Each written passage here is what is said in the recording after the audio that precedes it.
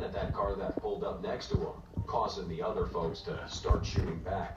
Then just a week later, he was hit with an aggravated cruelty to animals after allegedly starving his dog. And if that wasn't enough, he ends up with a 2-year jail sentence for failure to appear and jumping bail on past probation violations. It wasn't until December 2024 that he finally made it back home. And just like Young Chop, fellow Chiraq rapper Fat Drench nearly lost his life when trying to spin on his ops block on IG Live. But in his case, his actions came with some serious consequences. Back in March 2024, Fat Drench gets on live while chilling in his ops hood with a few of his homies.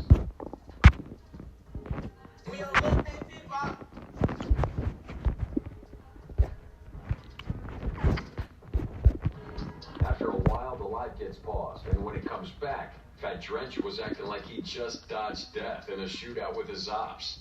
Was he shooting at? He didn't even hit the cop. He can't shoot. He shoot like this. He shoot like that. Yeah, right. Shoot. Dunk in his head. Come on, get out, bro. Oh, he shoot like this. Hey, bro, we did it.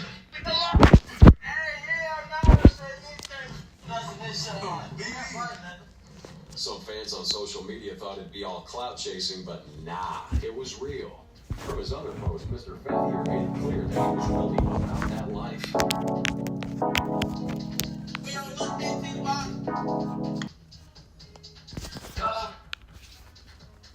However, that IG Live would come back to haunt him because in November 2024, Fat Drench gets shot and killed in an alley. The word is, during that live, Drench actually shot someone. And a lot of people assumed he even killed somebody, but that wasn't the case here. Folks just ran with the idea that he took out TY from NLMB as payback for TY allegedly setting up Lil Slide from Shorty Mob. In reality, though, TY died somewhere completely different with no connection to Drench's live. But since Drench kept dissing him, people started putting 2 and 2 together, even if it wasn't true. So TY's people came for revenge, and initially cops couldn't find his body, but when they did, about 2 hours later, they noticed Drench had been mercilessly shot in the head, killing him instantly. And after his death, his ops would go on IG clowning him, making it known that if he wasn't banging, he'd still be alive. Now, another rapper that gets into a shootout on live is GBO Gaston. I mean, if they say clout's one hell of a drug, Mr. GBO Gaston must have been overdosing. You see, Gaston started off as a Minecraft streamer before trying his hand at rap, but when his music kind of struggled to even get off the ground, he switches lanes, and he begins trolling rappers and street figures online, stirring up drama with names like Crip Mac to keep himself in the spotlight. Hey, see that throw that dead on me? Get my blood right here. See that big out? You like a probably fell. You get that big out? Go down.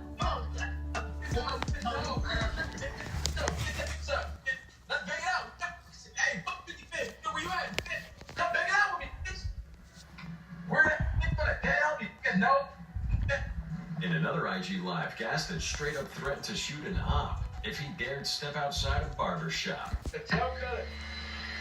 Bro, tail cut come outside, fool. The damn tail cut come outside, fool. I'm gonna just shoot at the store in a minute, fool.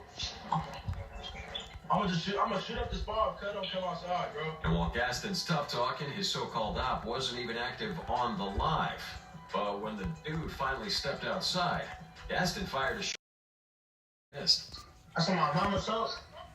On my mama's house. I'm in Manchester right now. Go outside. I'm about to rap. Go outside, cuz. Bro, stop going inside the barbershop, fool. Okay, stay right there, don't worry. I'm sorry, bro. What's that,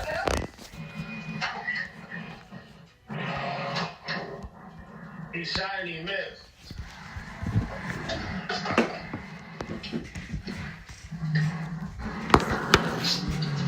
You shot and he missed. All that for no reason.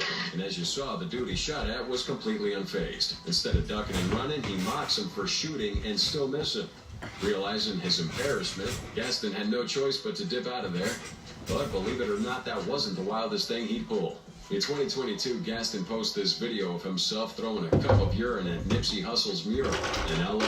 Damn, You know where I'm at. You see the time and all that. 7:40 on a dead homie. You see the piss. Finna throw piss on cuz on a dead homie's cuz. Look. Piss on cuz, dead homies. And then he went on live with Cinco Loc BGM, claiming he was the dude that shot Nipsey. Yeah, back it up. Let's shot that dumb boy. No homies fool, no cat fool. That ain't nothing to play about. I'm not playing about that. I seen him in front of all money in the store. Sitting with his daughter, he got shot up. And I was like, hey, where you from? He was like, I'm from 60. I said, all right, DPO shot him. Got loose. I'm on the E-way right now doing the dash. I got away from the car city. And Gaston just wanted to be about that life so bad, but he wasn't. And after disrespecting Nipsey's name so much, he got pressed by a goon when caught lacking. Why you dissing it? To be honest with me. That's right. Yeah, don't be dissing. It's my this the game as I know my that's the piece of all the niggas. Say sorry, bro. I'm sorry for my sin. Yeah, just apologize again if I spill on you. I'm sorry for dissing every part of that. Say Nipsey, bro. I'm sorry for dissing Nipsey. Nipsey Hustle, homie. I'm sorry for dissing Nipsey Hussle. I'm sorry about that. Man, all right. While that first dude let him slide, Gaston wasn't so lucky the next time because he got caught lacking again, and now a whole squad of goons were on him. They beat him down and stripped him right there on the spot. Made Gaston take off his pants and had him walking the sidewalk butt naked live on camera. But unlike GBO, who got caught in 4K looking like a fool, Two Gun Vito stood his ground when his ops came creeping. Back in 23, Vito's on live in Birmingham, Alabama, just vibing, putting his viewers on game about smelling good. Look, it's a combination of shit. Let me go. Fresh out the shop.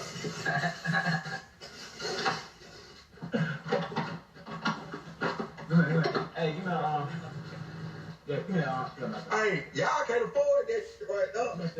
Huh? Yeah. You hit them legs real quick.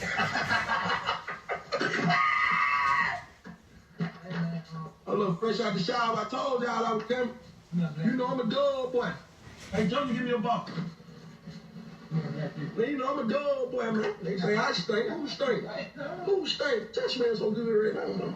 Completely unaware of what was coming, Vito was all about good vibes until his live gave away his location. That's when ops pulled up, ready to play. But Vito wasn't caught slipping. This guy's strapped and ready for action. Boy, though. Oh, boy got a girlfriend who give her $1,000 a week. Like she work at the coal mines, or boy making $40,000 a year right now. Yeah, I fought my frat brother to meet you from Long Village. We was assist me on some Long Village today.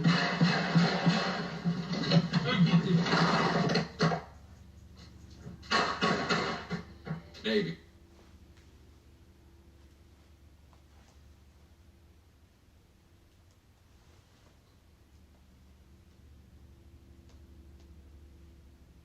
Nobody got no beef with Eminem. I'm not even gonna say nothing bad about Eminem, cause way too much stuff rhymes with rock. It's kind of like picking names out of a hat, and if your name rhymes with something good, you know what I mean? Eminem don't even like his own mama, so Lord knows what he'll say about your black. I stayed away from the white dude because we don't even want to war with Eminem. He crazy. You can put whoever you feel like is the best black artist and stand him face to face in a room with him, and he'll eat that alive. That meatloaf. He still is who he is. Don't get it fucked up. Oh my God. When the shady party comes.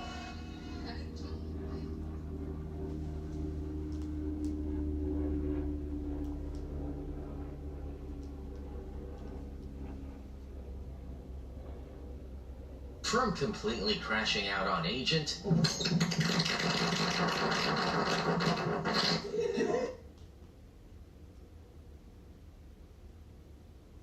There's 7 rappers. One rapper allegedly told cops he touched the gun and knew it was in the apartment, helping them build a case against his own team. One rapper slipped on a drill. Another rapper dissed Op Block and regretted it. This is drill rap.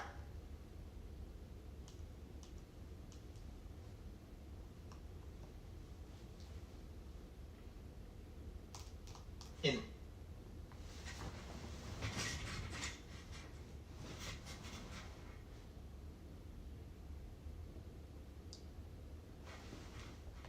You probably already know it that VoxBox is Roblox's biggest channel of all time, amassing over 13.5 million subscribers at this point. However, from building an incredibly unlikable personality despised by everyone to promoting disgusting illicit content to his child audience, it's more than safe to say VoxBox has a not-so-hidden dark side. We'll dive into the horrific transformation of VoxBox from a beloved and passionate entertainer to a greedy shell of his former self. Back in November of 2019, VoxBox was little more than a teenage Roblox creator with dreams of making it big on the platform. But something was a little bit different about him. VoxBox had a bigger vision than most creators. In fact, he wanted to become the biggest Roblox YouTuber on the platform. However, as we'll discuss, he was willing to do anything and everything to achieve this goal, even if that meant acting in some of the most morally reprehensible, disgusting, and predatory ways possible. But in the beginning, VoxBox was genuinely passionate about creating videos that were both interesting to him and valuable to the audience, as shown in his very first upload entitled Admin Abuse in Unturned.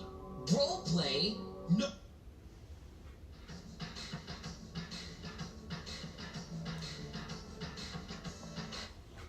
No orderim. Oh my goodness, this is to be a fun game to play. A ton of fun to serve. Look at this, no RDM Hawaii. I've never been to such a place before in my life. You must select a role before playing. Type of the roles to see the available role. Okay, so I've got some roles on here. You can be a lot of bullshit. Oh my goodness, oh my gosh. We're going to be a doctor, so let's do a role. There we go, Dr. Tinkerest. In the video, VoxBox quote-unquote abused his position as an admin in the Roblox game Unturned, create a humorous let's play for future viewers of his channel. The audience would resonate deeply with this unfiltered and nonchalant approach to creating gaming content. You're doing good, Vox, and I hope you receive great fortune. I'm not gay, dude, but I effing love you. Your vids are so funny, and oh, no homo, but you also have an awesome voice. Keep up the good work. And reminds me of Albert's stuff so much, lol. It's important to note that this genuine personality present in many early uploads, including Funniest Guy and Roblox Jailbreak Ever, was the main reason he became so popular in the first place. We free, man! We free! I'll go back. I don't want to go back. I'll jump to my death before I go back. I want to rob banks. Come on, what do you mean, my friend? Tranquil. Let's rob a bank. Oh, he's saying his friend's back at the prison. He wants to go back and save his friend. Man, screw your friend. Your friend's gone forever. Aight? We gotta go rob some banks. Don't do it. What? You got a parachute? Viewers really liked that he said and did what he authentically wanted to within the content. Nice video, can't wait for the next hilarious video. Bro, I love your content, you're hilarious, like if you agree. As well as, I just found this channel and I already like it. However, at a certain point this approach netted him less growth, views, and money than he desired, and this was where everything went down the drain. On April 8th, 2025, Lemmy published a video entitled Exposing Roblox's Biggest YouTuber, VoxBox, and little did anyone know this upload would crumble his previously stellar track record. What if I told you that the biggest Roblox YouTuber with 13.5 million subscribers by the name of VoxBox is undergoing some serious drama, in which many people on YouTube are trying to make a bunch of these rant videos claiming that VoxBox is a terrible person for being racist, being completely brain rot, and overall just being very inappropriate in his YouTube video. Lemmy discussed how many incredibly popular Roblox YouTubers already had an extreme hatred towards VoxBox and foreshadowed the horrific reasons why nobody really likes him anymore. And as we'll discuss in a moment, these disgusting behaviors took his reputation to an all-time low.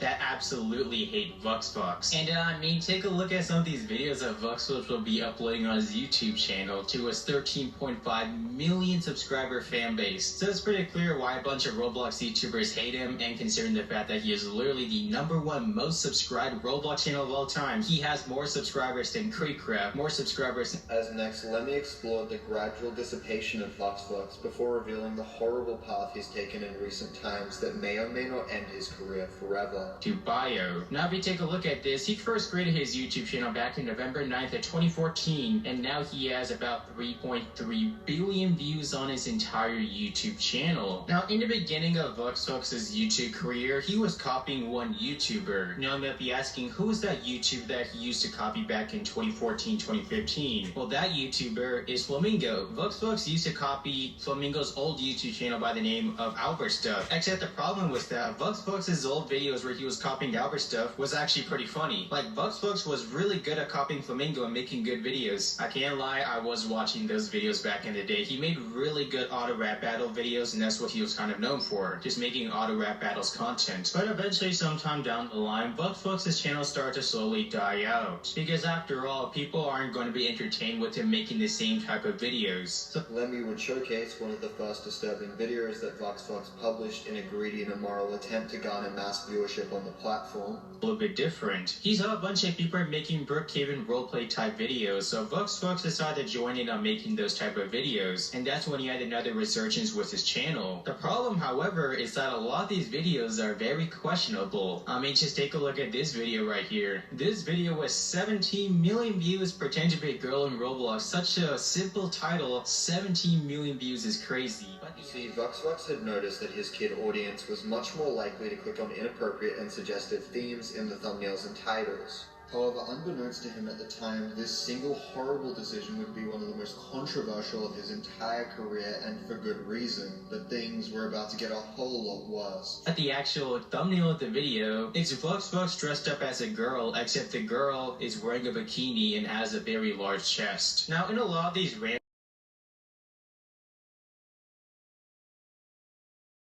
God, it's like a school bully. From not just promoting weird and adult content to his child audience, but also making incredibly disgusting content clickbaiting his own sister in these scenarios, everyone thought this was the worst part until he faced another very serious allegation. Parents. Dad, I got my report card today. Okay, son, let me see it. Oh, wow. You got an F? Am I grounded? No. F stands for Fortnite. So go upstairs and play. Mom can deal with this later. Oh, okay. Asian parents. Dad, I got my report card today. It better be a good grade. It's an A, Dad. I hope you're proud. Hey, bueno pasado. An A is the best grade, Dad. No. You are a liar, son. You could do an A plus or a plus plus. I'm sorry, Dad. Back in China, we take a liar by the feet and dunk them in the water till they God can't help you, son. Only study more. So no more game for 5 months. Now, well, from this video, I think the worst part, aside from the Asian accent, is that he literally made the Asian dad a ninja. Like, come on, dude. But yeah, it's pretty obvious that VuxVux was mimicking an Asian accent, so there's a reason why a lot of people are upset. The allegation of racism was actually debated by viewers in the comment section. As an actual Chinese person, VuxVux's Chinese accent was kind of funny but rude at the same time. Although I don't see how it's racist, I'm mainly concerned on why they're wearing ninja outfits. And as an Asian, I will say that we do not dress like ninjas, but I would say VuxVux should have put a shirt on the dad that says I love Ryan. And bro, we're all racist in games and everything, there's no different. But things reached a whole new level of crazy when YouTuber Ducky published his own video on the subject, exposing VuxVux to a much larger audience. From very suggestive content that really shouldn't be shown to children, to being called out for being racist, today we are talking about how Roblox's biggest YouTuber lost everything. Now, if you don't already know, VuxVux is one of Roblox's biggest YouTubers with over 13.5 million subscribers, known for making very sus Roblox videos to his young audience of fans. However, recently, he has been facing a lot of controversy with Roblox drama YouTubers making videos potentially exposing VuxVux for being racist, as well as making... At this point, the viewers were pretty much done with VuxVux. VuxVux is the literal definition of you either die a hero or live long enough to see yourself become the villain. And bro, I'm honestly not surprised, but his career is ruined. As well as, wasn't VuxVux's career already over? And it's incredibly depressing to see because VuxVux was at one point a Roblox YouTube legend. However, he threw it all away for an extra buck. But that's been all. If you enjoyed, like, subscribe, comment your thoughts down below, click to keep on watching. Peace.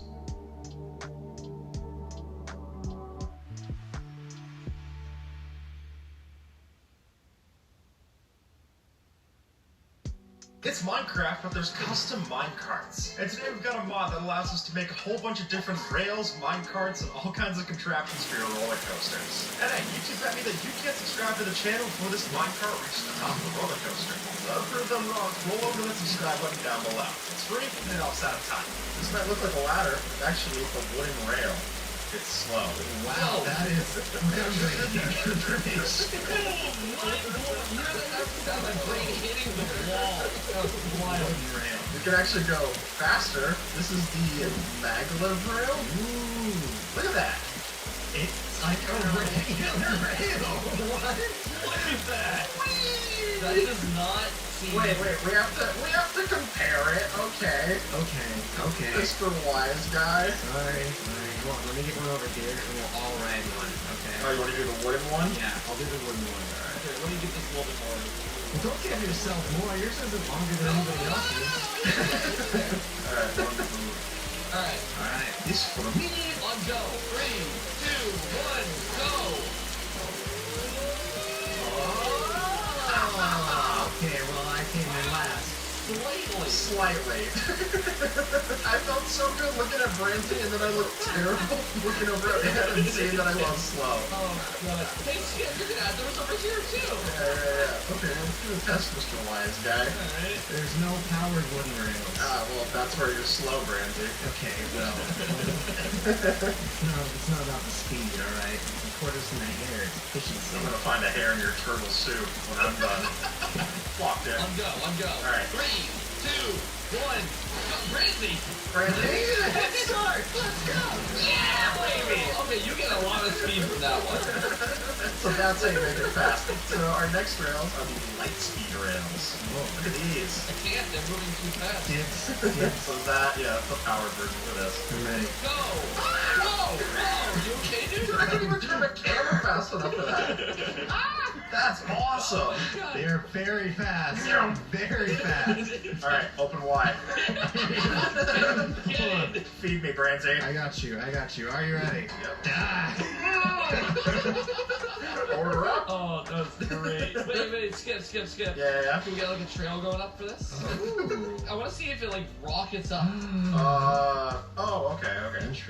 Interesting. Will it carry? Put that right here and everyone. Okay, there we go. Wow. Doesn't carry. It goes really up there though. Just a little bit more, maybe. One more time. It's like a pendulum. Oh. Ta-da! It's a holographic rail. Oh, it just goes over everything. Dude, it's a light bridge. Oh, that's awesome. Yeah. Look at that. Oh, that's quite cool. Does it only go like this set distance? You can make a wooden holograph rail, which is very funny. I don't know how that works. Oh, so they kind of do it to like match the speed of touch. Oh my god, I'm floating. Skip falling. Yeah, I can just send you off. I lead others to a treasure that I cannot myself possess. So wait, these are transparent too? Yeah. That's actually pretty cool. Wait, are you able to power them? Whoa! Whoa! Bang! Oh, that's sick. Attention! Wait, what happens if you're on it and then you flip it down? I find out. Get on there. Whee! You got me! Launch a skip. Nope. Okay, you can't shoot me back up. Wow, that's really cool. Let's go with our next ones. Okay. Chapow. This is the bioluminescent rail. Okay. Change it to nighttime. Cue the nighttime. Chapow. Wait, I think we have to go off with our brightness. Oh my god, I made brightness -100 in this. It looks terrifying. Yeah. It's like a haunted house. Yeah. That is cool though, they can light it up with these rails. Alright, next rail. Next rail.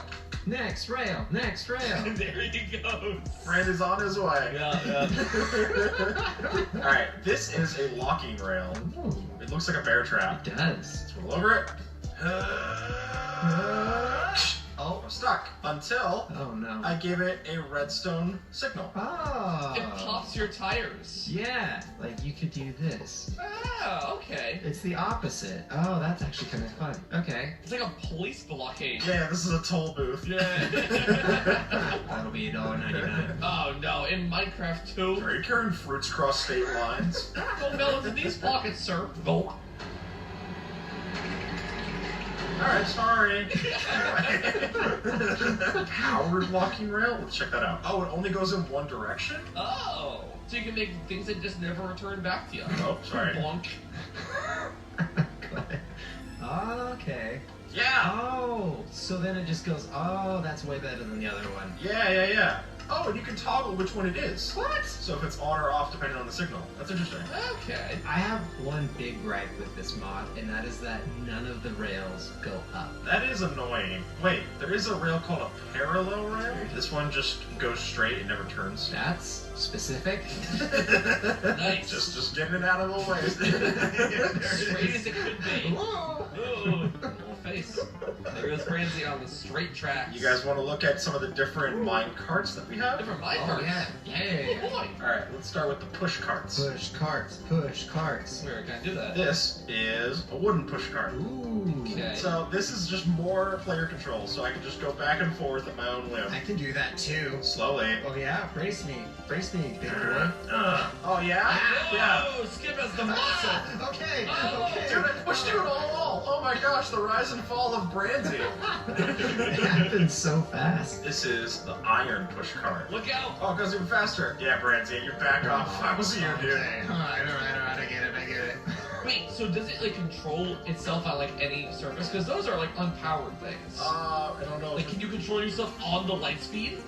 Ew. Not really.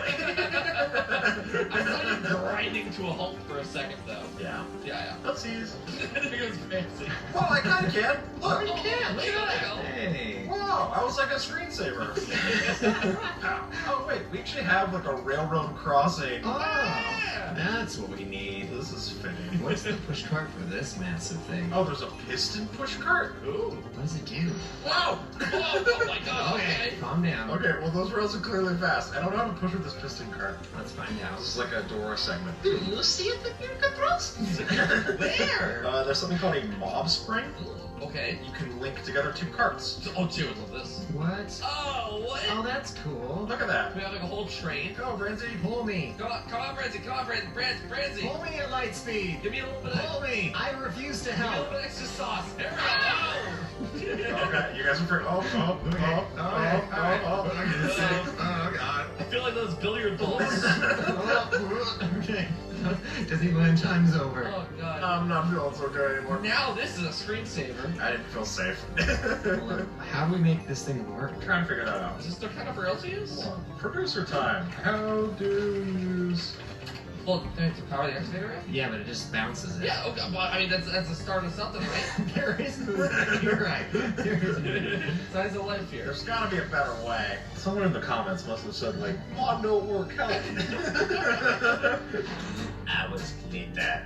There's a piston adjuster rail? Ah, you're coming with me. Oh, nice job, guys. Wait, it's a piston what? A piston adjuster rail. Oh. What's that?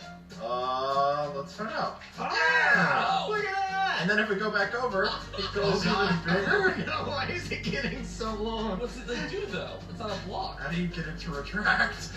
Back down. I'm on it. That's what's happening. We made Den even taller. It's a booster seat. How do we get you back down? No, I'm scared up here. Oh, I know how. Yeah, okay, so I think we have to do that. I can't push it anymore. Skip.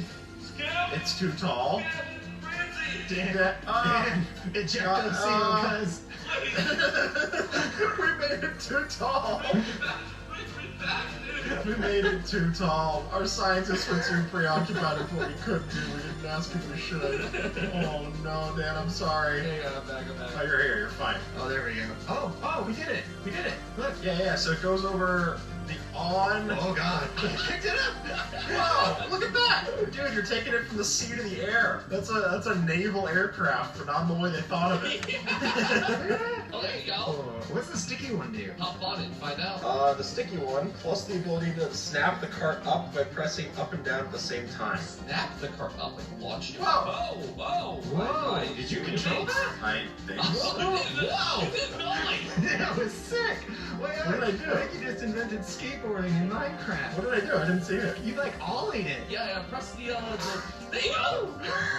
That was awesome. Wait, Skip, let me in on this. Do that. Whoa, it jumps! It jumps! What button do you use to do that? What button do you use? There you go. You did it! You did it! Yeah, no trick. How did you do it? I gotta get big first. Hold on. And then I think it snaps the block. It becomes like at the top. Yeah. The entity goes to where the head is, not where the base is. That's awesome. Woo! That's so cool. I don't know if that's intentional or not, but like. I think so, because there's a different rail for it. I feel like I'm Tony Hawk. That's so sick. Alright, new carts. Regular rails. Ugh, they look so boring now. So you guys are familiar with the furnace minecart, right? Mm-hmm. Roughly. Well, the better cousin for it is the campfire minecart. What makes it the better cousin? It consumes no fuel, but it just always pushes. Oh, that's actually pretty cool. Okay, yeah. Campfire cousin's the best. But we can get even better. Soulfire cart. Oh my god. Push me, cousin. Does it like go up? Oh, look at me go. Oh god, no, cousin. No, cousin, no. Yeah. Off the cliff, cousin, Oh, stop. campfire that good. Oh my gosh, dude, it just threw you off like scars. Stands up there. Long live the king. No. Craft. There we go. Now some Cadillac can like run over Mufasa's kid. Oh no. Wildebeest. Yeah, the wildebeest. Anyway, let's do the next cart. There's car. This is the minecart with spider. No, It ew. looks more like a cobweb. What does it do? Is it just slow? It'll reel in items from afar. Like the mob spring. Oh, Did it work? why don't they call it like a fishing rod? I don't know. From like from afar. Yeah, dude. But they're not kidding. But it doesn't have a hopper, so what would you do? You would connect this with like a mob spring to the hopper cart? You use a mob spring with the Minecraft hopper. Oh, it's a full setup. Wait a second. Skip the tutorial. Deploy the hologram. Oh, yeah. Does it like drag it through the air? Let's find out. So what, you want to do holographic rails across this? Yeah, I'm kind of curious. Like, would it hold over the air? I do not know. So we will find out. Let's give it a go. Oh, there we go. Yeah, look. Yeah. I mean, not flawless. They're gonna transport your diamonds with this. Oh, it's like twerking. It's doing what I asked. Well, just give it a second. Okay. Right, there it goes. Oh. Yep, it threw all three into the void. But dude, imagine if that void was hoppers, we'd be set. Oh, this is cool though. This is, yeah, Dan's doing a build hack here. You're getting up some like nice diegetic track systems. Yeah. Oh, that is cool. Good job. I love it. Thank you. It's 1 point for Dan. What's the next minecart, Skip? Yeah. Let me find the next thing. We have a new cactus. And you're like, why is there a new cactus? That's actually what I was gonna ask. That was good. Yeah. The whole reason? Oh, it only grows in desert biomes, and this isn't a real desert. But that's how you get the holographic rails. Oh, like an E-cactus. E-boy cactus. All right. Yeah. Wait, what's a hollow scaffold generator? Oh, what? The scaffolding? Yeah. Oh god. Oh, that is scary. Look at this. So, like, you place down this, and then you have different remotes to do different things. Oh, so you can like, oh no, Skip, I am stuck in a tree. Oh, that's a shame.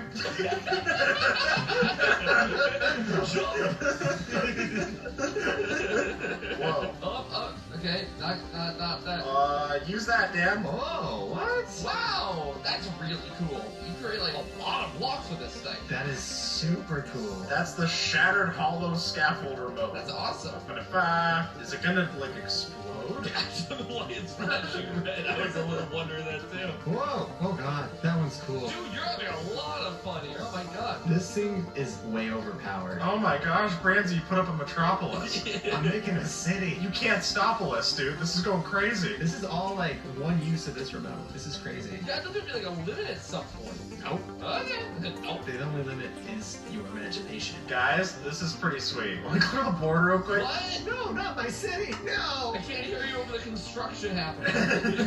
Alright, so if we have this, and then if I get a kink detector rail, Okay. put that midway. Alright, Branzy, just go through this as is. Yes. Here I go. Ah. You stop. Whoa! Now I'm sad.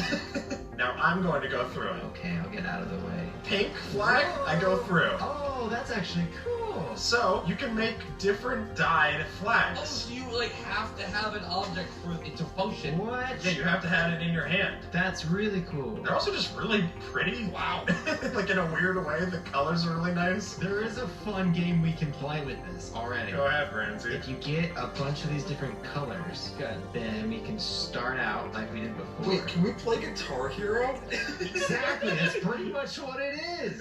Oh, is it the switch as you go over them? Yeah. Oh, I love it. Okay, hold on, sign me up. And here's looking at you, kid. Oh! Pink. Oh. What? I do it too quickly? Did we not understand how this works? I'm so confused. I was ready to play Rhythm Heaven right now, dude. Okay, go again. Like, it worked perfect. Yeah, I'm blowing this all Maybe down. it just needs like more. Oh god, never mind. Why does it flash for only a split second? That is so lame. Brandy, this is magenta. Yeah, well, duh. I never said pink. So I want to clarify, Skip. It worked. The first instance of this was like the perfect usage. Yeah, look. This is the original test. Go for it, do it. Do it. Look! It works. Why does it work? What is the difference? Build it right next to it. Hold on a second. What is happening? I got it. Okay, Skippy T, there he goes. That worked. It worked. So you have to give it more leeway? You have to like ride it from further away? Look, when I do it, it doesn't work. You see that? Well, it's a skill issue. I got this. I do not know. This doesn't even work for me over here. I do not know. Look at this. It doesn't work. What am I doing that you're doing differently?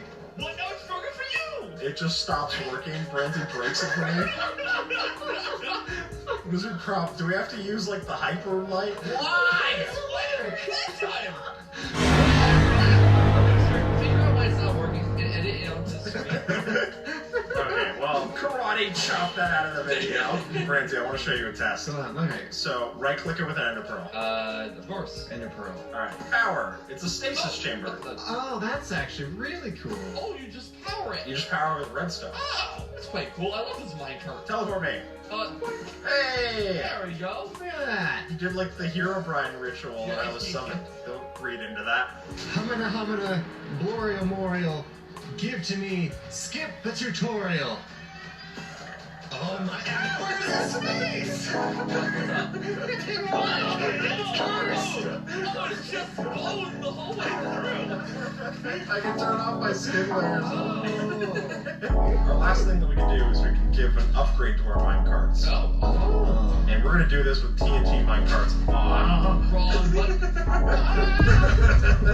Oh, the river button. Alright, so if you do the aerodynamic minecart upgrade kit, it's not only a mouthful, it makes it have way less drag. What does that mean? Drag? I guess. I guess it is moving a little faster. I guess it just doesn't slow down as much. Let's put it on the turbo rail. Oh yeah, or like a normal rail. Let's put a normal rail on here and see if it does anything with that. Oh my god. And we're safe. Alright, no drag. Oh, it actually does do a little bit. Look at that. Yeah, I would say that's substantially less drag. I didn't understand what drag was until I saw it for myself, but now I totally get it. Brandy, launch it. Yep. There we go. Done and done. Hey. Look at that. Wow. Look at that. Substantial less drag. Wow, look at it go. Observe regular drag. Oh boy. Oh, that is what drag gets you. This is lapping it. This is crazy. Oppenheimer, we have liftoff. Oh, see ya, Oppenheimer. Do you think that it would give it more blast if there's less drag? Only one way to find out. You keep upgrading, I'll keep mashing. Oh, it is actually taking him. What? There we go, that's working. I'm upgrading something. Well, guys, I've liked this map, and I'm glad that Brandy got to see it and all, but unfortunately, it ain't lasting much longer. Are you ready? Sure. Oh, hit it, Brandy. Oh, I have to have a flame bow. That's right. That's not how you make a flame bow. It slammed into a tree like 20 meters back. I would say that was a lot less drag than I'm used to. And with that, folks, YouTube thinks that you might like this video, so see if they're right and have a good one, alright?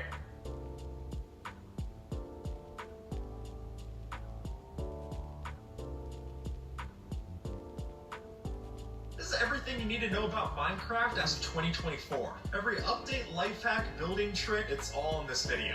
And hey, according to the YouTube gods, no one's ever subscribed to the channel using their left pinky. So if you're up to that challenge, point your 5th digit at that red sub button below. It's free and it helps out a ton. The crafter isn't just good for futuristic robots, it's also good for futuristic doors. And by using the other faces of the block, we can orient it in such a way to get this really special door design. And I particularly love that if you look in the center of these two doors here, it even looks like there's a shadow separating the two of them. That's a really nice touch, especially for something that was never intended to be used this way. Chisel bookshelves not only give us a new container to play around with, but also a new way to grab a redstone signal. And because they give out a different redstone signal now, every time that you take it from one of the different slots, if you were to take out a book and place it back into that slot, then we essentially have a 6-digit different combination lock. And then, as Aang's built it out here, once you type in any of the wrong combinations, it just closes up the door. So anyone who's not supposed to be there can't get in. It gives us an easy way to shut it without having to type in the whole garage code again. I think both are nice. Pressure plates are great for making simple automatic doors, but the truth is what works for us can also work for evil mobs. Since here we've got a piston door that only opens up for players. It'll never open up for other mobs. The only downside is it screams at you.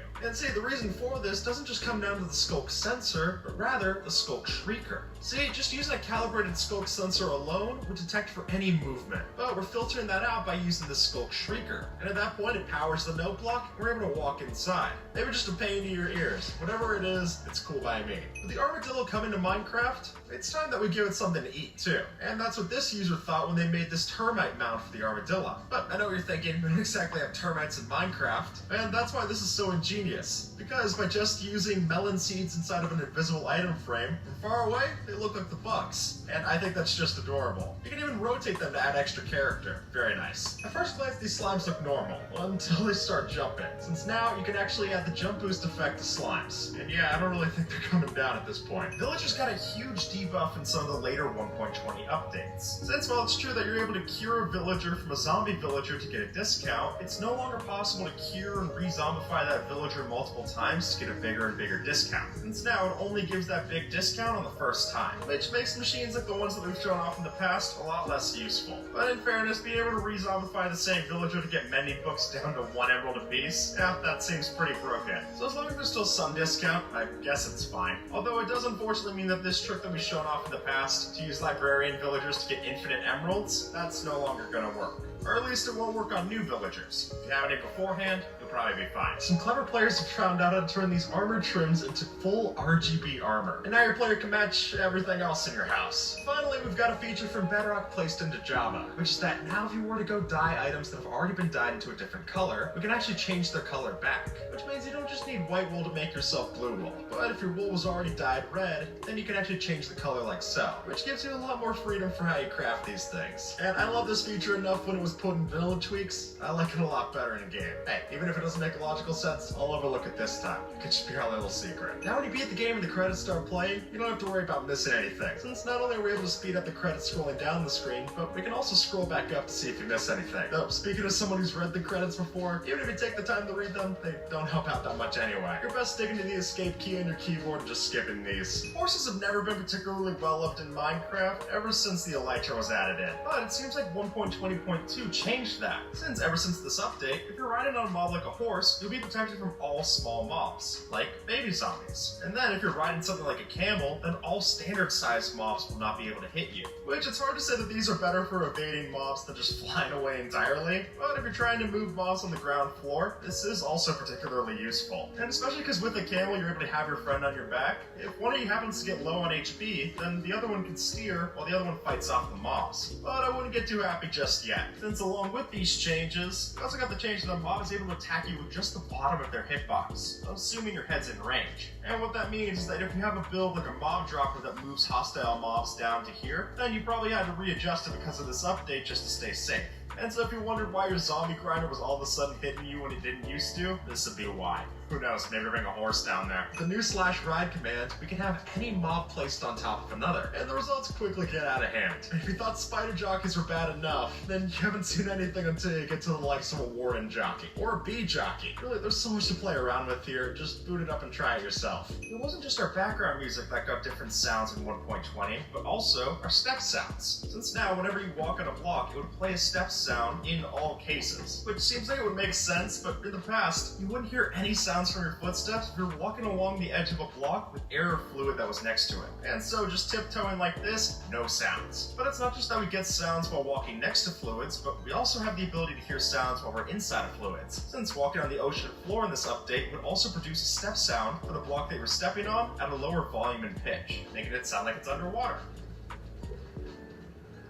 And for an update that added in the warden and all these different sound frequencies, I think it makes sense that they also paid close attention to other sounds in the game. And when you notice it, it's hard not to appreciate it. If you've ever brought a shulker over to the overworld, or set up base in the end, then you might be aware that shulkers are able to destroy armor stands, which I've got to say is just annoying. But nowadays, that's just no longer the case, since the shulker's sparks can no longer destroy armor stands. And the same is true for Llama Spit. Though I've got to say, that's a neutral mob, and it seems a lot more situational. But now you can do all the wandering trader killing that you want to, and your armor stands won't have to suffer for it. Minecraft piglins are now even more useful, since if you're able to get a charged creeper over to the nether dimension, then you can use it to kill one of the piglins and now get its head as an item drop. But how is that useful? Well, not only can you wear it, but you can also place it on top of a note block, and that'll actually have the note block play the mob sounds when you trigger it with redstone. And it's not the only mob head that can do this. In fact, all of the existing mob heads can do it here, which is gonna make creeper pranks a lot more realistic. So maybe it's a good idea to turn on your subtitles so you can at least catch this in the bottom right. Plenty of blocks when they're added to Minecraft come along with placeholder sounds. And I get it, why would you want to re-record all sounds for all the different blocks? Except now, that's no longer the case, since both sponges and wet sponges have their own custom sounds. And to put that in perspective, this is how they used to sound,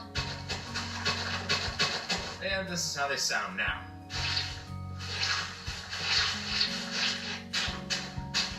Which, I'll be honest, wouldn't be the first thing that I would hope to fix with the sponges. I mean, there's still a lot worse for draining an ocean monument than just dropping sand on it. But hey, at least for that brief time where you're using them where they don't need to be dried out, they'll at least sound unique while doing it. Whatever that's worth. One of my favorite small changes that came in with Minecraft 1.20 was that Minecraft now stores chat history for commands across all worlds. And so what that would mean is that if you were using commands in one world and then went over to your test world to try it out, the last 50 commands that you had set in chat would be remembered across your entire game session. And you can just press up or down in the chat and go to where that command was. Which, speaking as people who have to use a lot of commands across a lot of different worlds to record these videos, that's a welcome change for us for sure. And if you don't just want to look through chat to find all your recent commands, it's even better worth noting that if you go inside your games folder, you can find them all stored inside of a text file called Command History. I've never thought of Chorusford as scaffolding. Yeah, I can't say that I exactly have either. And apparently Mojang agrees, but only now. It's only in recent updates where the chorus flower can no longer provide support for hanging or standing blocks. So if you're trying to hang lanterns from your chorus flower, you're not going to have any luck anymore. But I mean, really, just even saying that out loud, it doesn't sound like something I've ever wanted. I can't honestly say I think more about the chorus flower than harvesting it, but it was changed in 1.20.2, and I doubt they'll ever go back on this. In 1.20.2, Mojang revamped how lucky we were going to be when trying to get certain enchanted books in certain structures. And so, it turns out, if you're looking for your best chances at getting something like mending, then you have to go down to the ancient cities. But if you wanted efficiency enchantments, mine shafts were your best call. Which I guess makes sense, and that's probably also why we have a good luck at finding quick charge instead of pillager outposts. I mean, they need it for the crossbows. Although when you start looking at what generates inside of desert and jungle temples, it seems like they were just stuck for picking one. Since both of these just have a higher chance of giving us unbreaking. I mean, there's traps in both of them, maybe that's the reasoning. But with the potential changes that Mojang wants to implement for villager trading for enchanted books, where it would be harder to get certain books from certain kinds of villagers, this might be handy knowledge to have on hand. At the very least, you can stock up on your mending and unbreaking before any change gets added into the game permanently. When we talk about a new Minecraft update, we usually like to talk about all that they've added in, or at the very least changed. So it's usually a lot less fun when we talk about stuff that they removed. Although, this one might have been for the best. Like all other Minecraft changelogs, this one referred to that Mojang removed Herobrine. Which I know is a cheesy ongoing joke, but I honestly just have to say that I love that it's been going on for this long. While the Amethyst item does have a use through spyglasses and calibrated skulk sensors, it was in 1.20 that our blocks of Amethyst actually got a new behavior. And that would be that if you placed a block of Amethyst next to a skulk sensor, then when the skulk sensor received vibration, that block of Amethyst would re-emit the frequency as a separate vibration at this location. And this is a technical feature that was called vibration resonance. And the reason this was added in is so that players would have a way to move vibration frequencies across long distances without having to recreate it naturally. And so if you're using vibrations in your notification system, then you don't always have to have it explode to give off the explosion level sound. Seems a lot safer for all of us. Now the only bigger problem is, how do you know which vibration frequencies are without looking up a wiki? I mean, I do Minecraft for a job and I still don't know. And maybe that's why only technical players notice this at all. Alright, pop quiz. Which potion affects this particle? Now if you couldn't guess, don't worry. I can't either. And apparently Mojang knew that too, because that's why they differentiated between which one was the Wither effect particle and which one was the potion of Slowfall. Since prior to 1.20, they just looked way too similar. And it was in this update that they finally gave them both a much more distinct color. Although I will say that distinguishing it with particle effects is not the best way to find out what someone has as a potion. I mean, especially considering that particle effects can start to get muddied in color before the 1.21 update. And at that point, who cares if you're able to tell the difference? If you have both of them, it just blends in color anyway. In 1.20, we got a new kind of wood block to use with the addition of bamboo blocks. Or at least most of those bamboo blocks we're able to use as wood. Since, strangely enough, the mosaic bamboo is the only wood that cannot be used in other recipes. And instead, all they're good for is fuel. I mean, I guess they're good for decorating too. I like using it in spaghetti like this one that we showed in a build hack video in the past. But if you wanted to craft with it, it was useless. Which, that's pretty rough. Even the nether stems are able to use this way. But those also aren't able to be used as fuel, so maybe that's the trade-off. Minecraft's music is iconic, and I'm not just talking about the discs that we find in the game, but also the background ambient tracks you'll play while you're exploring your world. But because of how iconic certain tracks are, especially the ones that have been in since C418 did them, it can be easy to miss some of the newer ones that we now get to see. And so I wouldn't blame you if you didn't notice the 4 new music tracks that we got added into the game in 1.20. Those being A Familiar Room, Bromeliad, Crescent Dunes, and Echo in the Wind, which you can find in the Cherry Groves, the Desert, the Jungle, the Badlands, and Flower Forest biomes respectively. And honestly, speaking as someone who usually turns off the music in-game so that we don't have it recorded for videos, I know I for one almost missed these, so I'd count myself on this list too. 13 seconds into the Tricky Trials update trailer, you can see a rendering error where they had it where the chest opens but leaves the lock on the bottom, instead of the way that it happens in-game where the actual white part of this lock lifts up the top part of the chest. And even later in that same trailer, it's animated correctly. It just seems like something that slipped past. Though that much is going on in screen in just this one shot, I get it. When our characters get shot in the 1.21 update trailer, you'll realize that any residual arrows are rendered as sprites instead of the entities that we see in-game. And because of that, we're able to see the white parts of the arrowhead sticking out of Kai when they get shot. Whereas in-game, it looks arguably more painful, with the arrows actually fully submerged inside of the character. Kai also just cannot seem to catch a break in this trailer, since later on they catch on fire during the big climactic ending scene. But what's interesting about that fire is that here it's rendered as a 3D texture, much in the same way that it is when you light a fire on the ground. However, when we catch on fire in both versions of the game, Java and Bedrock, it's rendered as a flat texture on both sides. Our first new block is the Crafter. Oh! You have to craft a crafter? That's ironic. Well, that's actually one of the achievements that we can get. Yep, so as Dan found out, if you put in the materials here and you press the button, when powered with redstone, it'll craft stuff. Whoa! No. That's interesting. Look at me collecting resources. So if you want to take these materials and then we put them in, crafters crafting crafters. Now we can make more crafters out of these crafters. So you can actually disable the slot by clicking this. So if we wanted to craft like an iron pickaxe, it fills into it. If you were to like number the slots, this is 1 and then the bottom right is 9. And then so you would put 3 iron ingots and then 2 sticks. And now we've got the iron pickaxe. Oh, then I can push the lever and get an iron and a slime! Yeah! I don't know how you got the slime. Alright, next block. We've got the copper blocks. Ooh, hello. So first, we've got the copper bulb and the copper lamp. Well, this is the redstone lamp. We've got the copper bulb and the redstone lamp. Okay. Why'd you break it to Just for example. So see, when you toggle with redstone, this one stays on, and this one is just temporary, as long as the signal's there. That's really useful. That's very useful. I would dream of stuff like that in 2012. Here, Dad, take an axe and strip down the bulb. Oh, yeah. Or Jay can do it. This is my favorite time of the day. Oh, yeah. So, as you do this, it actually gets lighter. Let's power it on, and then keep stripping it down. So the different oxidation states give off different light levels. You can do it one more. I can if you're lying to me. I didn't. Okay, we already did it 4 times. That's done. Okay. And now it's dark. I like that a lot, actually. That's very pretty. As a builder, I'm a fan of it. How about some other building blocks? You take copper. We can now craft a whole bunch of new things. Copper doors! Oh, that's nice. What's that door sound? Listen to that. Yeah, that's good. That's good stuff right there. So that's a metal door. You're right, Dan. We have to update you. Yeah. There you go. There we go. Here we go. And open sesame. Nice. We've also got the copper trapdoors. These have a very nice like sound to them. Yeah, they do. Can you macro this damage? Yeah. Oh, not as nice when Dan goes really fast. There we go. I like the chiseled copper and the copper grate. Oh, chiseled copper looks wonderful. Copper great! Finally, a mesh block we can build with. Well, check it out. If you replace leaves with this, then it looks like autumn leaves. Oh, it does.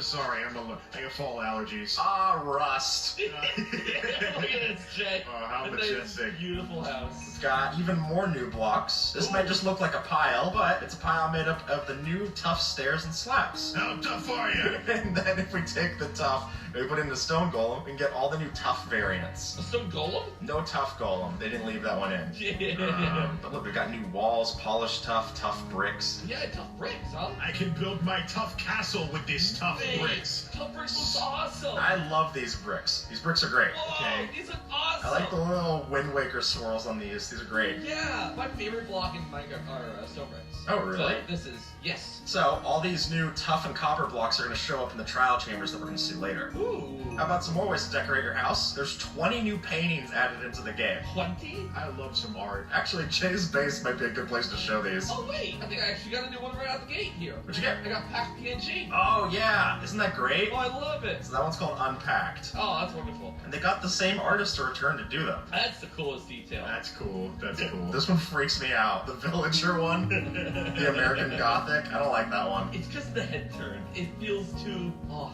This one's great. The little rose one. Hey, that one fits right into Minecraft. This one's weird. What? The little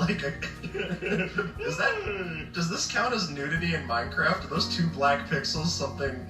Greetings, gentlemen. I see you have joined me at Chateau de la Jmoji, my castle built out of tough bricks. It's a tough castle because it's We've made out been of tough bricks. graffitiing it. Yeah. Whatever you say, Square. My God, you have dismissed my chateau with your Banksy's works. Oh, disgusting. Oh, these are actually quite nice. The raccoon with the 3 lemons is a little weird. Alrighty, we've got potions. Whoa, what's going on here? We're gotten airdropped potions. New Amazon. Wow, how helpful. So one of these potions we're going to get to at the end, but let me show you some of these new ones. We've got the Potion of Infestation. Fire in the hole!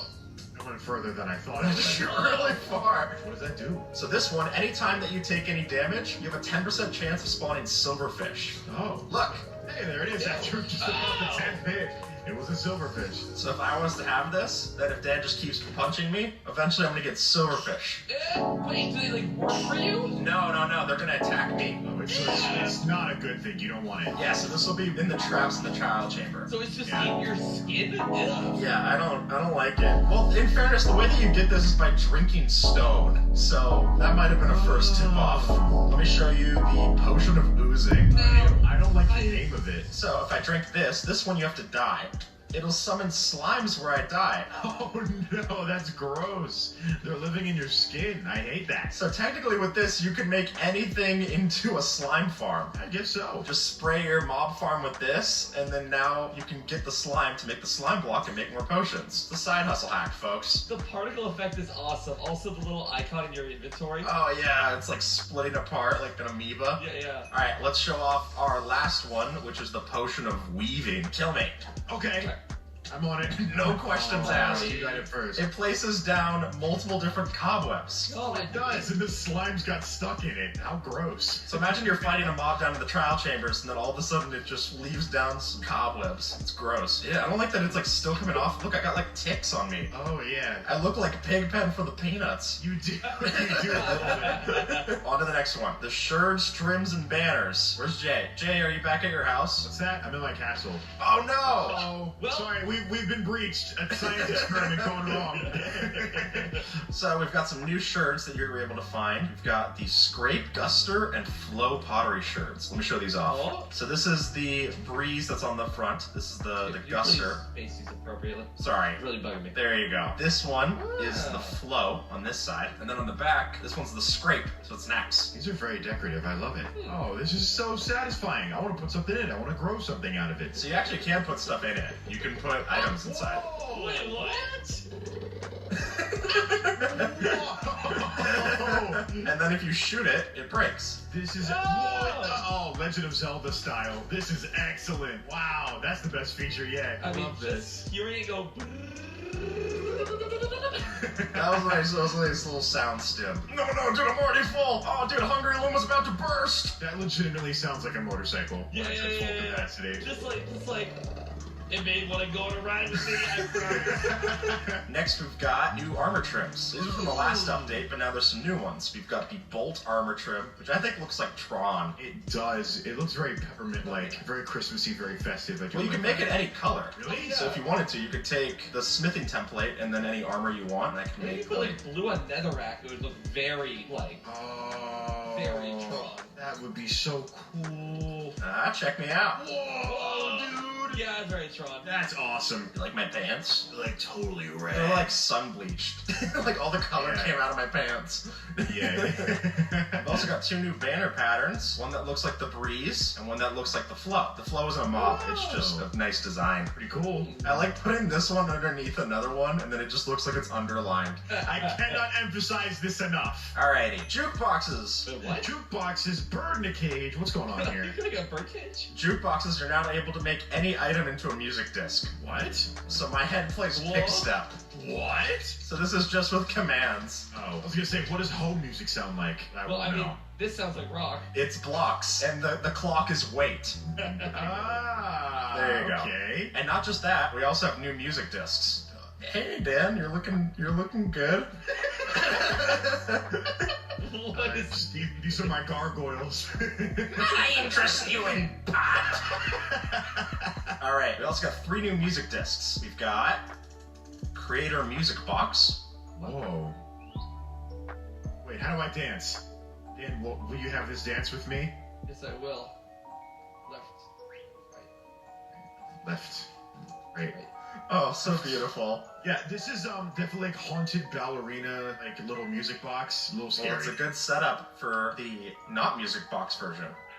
This sure sounds like it. Sure sounds like a music box, doesn't it? Except wait for the bass to drop. Oh snap! Did they get Skrillex on this? The parrot in the background, it's not that crazy, dude. Just whipping his head around. Oh, never mind, it is that crazy. Whoa! Oh yeah! Oh, hold on. Me when I walk into the tavern and they're serving their strongest elixirs. Precipice.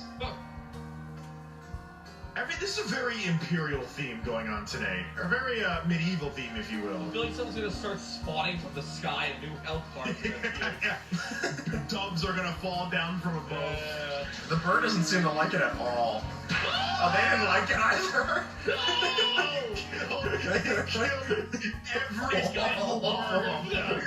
There wasn't a single one left. That was insane. Welcome to the swamp. Let me show you some of our new hostile mobs. These are the Bogged. What does that sound? Oh, I don't like them. Whoa. So these are skeletons that will spawn in swamps that give you poison effects. Yeah, they fire the tipped arrows. Yeah. I got a good one. I'm wrangling them.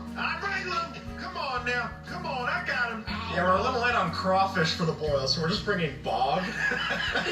Yeah, I went from a strong, overpowered monarch to bayou fisherman in not much time. But you can shear them and get their mushrooms. Shear them? Oh, of course. I mean, it's cool that there's now, like, swamp-exclusive mobs, but they're just gonna kill me. They don't drop anything neat. I guess they give you the tipped arrows. That's kind of cool. That is really cool, I would say. What about the witch hut? Oh, thanks for putting me under this house. There's a great new change for witch huts, or just witches in general, which is now that if you kill a witch, it always has a chance of dropping redstone. Oh, Jay? Sorry. Let me take 2.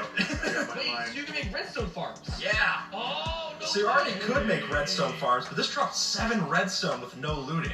Whoa. Oh, God. That's pretty good. So redstone farms got a huge buff. Yeah. Nice. Look at this little swamp set, by the way. We didn't even had this before. This is new. Dual wielding the skips. You know what happens if you skip twice? You resume. Yeah, insane. You just played the tutorial. Let's skip the tutorial and skip the tutorial. Alright, what about pistons? I love a little bit of redstone magic. So, pistons are now much quieter. Oh, look at that! Yeah, and they trail off. So if you step away... Oh my god. I'm over here and I can't even hear it. This seems like a pretty innocent recent change that won't see, a large amount of rioting on Twitter. They did have a sound where it made it sound squishy, for lack of a better word.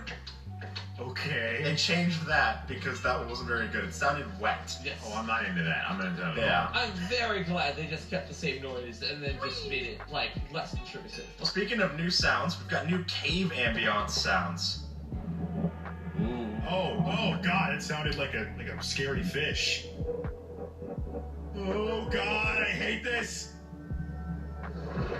The vibes are terrible. This is awful. Why would this play when I'm alone in the dark in a cave? I hate that. But if you just keep stacking them. Oh God. Oh yeah, that's what the piston should have sounded like. Just making the ambient horror sounds. Oh, in this update they fixed one of the oldest bugs in the game. Let's all get some saddled pigs. Oh, hey there, Jay. Hey. Originally, there was no way for entities who were riding other entities to go into a portal. Oh. But now, it works. Hey. Which is so much nicer. It's fun. That's fantastic. There's now a new detection. So I do effect give at N. That gives it to the nearest... Well, no, it gives it to the nearest entity. In the past, you'd have to type out this whole command distance equals 1, limit equals whatever. That's not what you have to do anymore. Now you can just do this. It'll do it to any entity that's close. Dan is the nearest entity. He steps back. It'll go to J. Oh, whoa, invisibility infinitely. And then if we have a pig here, it does it to the pig. Oh, that's pretty cool. So it does it to whatever entity's nearest. I think that's pretty neat. Yeah, really separate between at E and at P. Yeah, let me show you guys our cutest edition. They added to me. This is the Armadillo. Oh, this guy. Hey, he's been in my Minecraft loading screen for far too long. Now I see it. Yeah, I love it. Yeah, I love it. Crap. Not you. Oh, I thought you were Skip. I was really confused. Yeah, could you take off my head, please? How could you do that? Just like I'm just a little guy. I don't know what you would expect me to do. This will spawn inside of savanna biomes. We'll occasionally drop armadillo skew, or if you take a brush, you can brush off the skew. Oh my God, that broke the brush. Yeah, it takes 16 durability each time. Oh, Dan, go into creative and hit him with the brush macro. Hey there, old guy. Oh, you haven't taken a shower in a long time. Isn't that skew? I think it's only skew. Dan's the quickest farm. Oh God. Dude, he's scared. Oh, he's shaking. Why did you make him so sad? I'm scared of me. You can actually breed them if we give them spider eyes. What? They like spider eyes? That's what they're into? They love spider eyes. Okay. And then we got a little baby Armadillo. I don't see him. There he is. So watch out. He's so small you might step on him. So if you start sprinting next to them, or they see anything as a threat, they'll start getting scared and they'll roll up. So you can play soccer. Oh, yeah. Hey guys, I got a yo-yo. So, the armadillos, if you have a spider and it's not rolled up, they'll get scared of them. Look. Oh, the spiders scare the armadillo? Yeah. Finally, we found your weakness. How do you like this, buddy? Nowhere to run. Oh, there's exactly there was a place to run. This is awesome. Do we have armadillo skew? There you go. So if we take this, the use for this item is if you put it together in kind of a harness shape, you can make wolf armor. What? Ooh. How is a wolf? Oh, for a wolf. I thought it was like wolf armor, like I wear. Like I just wore it like a Viking. Yeah. Oh, it's a pro dog. We've now got new wolf variants. So we've got the standard wolf. This is now called the pale wolf. This will spawn in a taiga biome. We've also got a whole bunch more. In your jungle biomes, you will find the rusty wolf. Whoa, he's like the copper wolf, like copper that we saw earlier. You've got the spotted wolf. Whoa, look at him. The spotted wolf you get from the Savannah Plateau. Oh, my. And then the black wolf is from the old growth pine taiga, which is a hard biome to find. Oh, mine. Oh my God, or Dan's. Oh, man. This is like what you see outside of like a Whole Foods. Yeah. The black wolf looks like it has really sad eyes. It does. Maybe because you're dropping armadillos on it. This is the snowy wolf. You get this from the groves. Oh. We've got the ashen wolf. This one looks like an actual wolf. Yeah. We've got the Woods Wolf. Hey, oh, this guy looks awesome. What a beautiful, these are beautiful. This is probably the one you're going to see the most. This one comes in forest biomes. This is a good change. I like this. And then we've got the Chestnut Wolf. Oh, Chestnut's roasting. This one definitely looks like a hyena. Yeah, he does, and I love him all the same. Well, okay, this is like the tier list. This is how you rank them.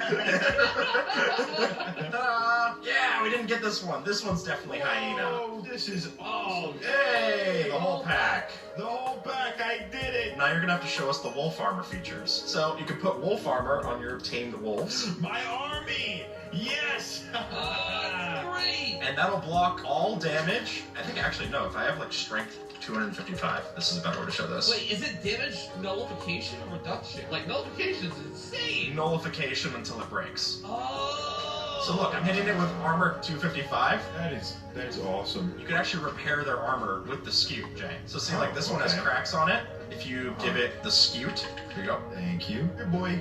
Oh, you can heal it. Oh, so armadillos are actually extremely useful. You're supposed to get a new advancement for it. Hold on. Oh, I did it all the way. I didn't do it all the way. Oh yeah. Use multiple. Yeah, there we go. Now he's up to snuff. What's that? Now, Jay, you're actually able to dye it. Oh. Take a pair of shears and clip it off your wolf, and you get sheer brilliance. That's how you take it off.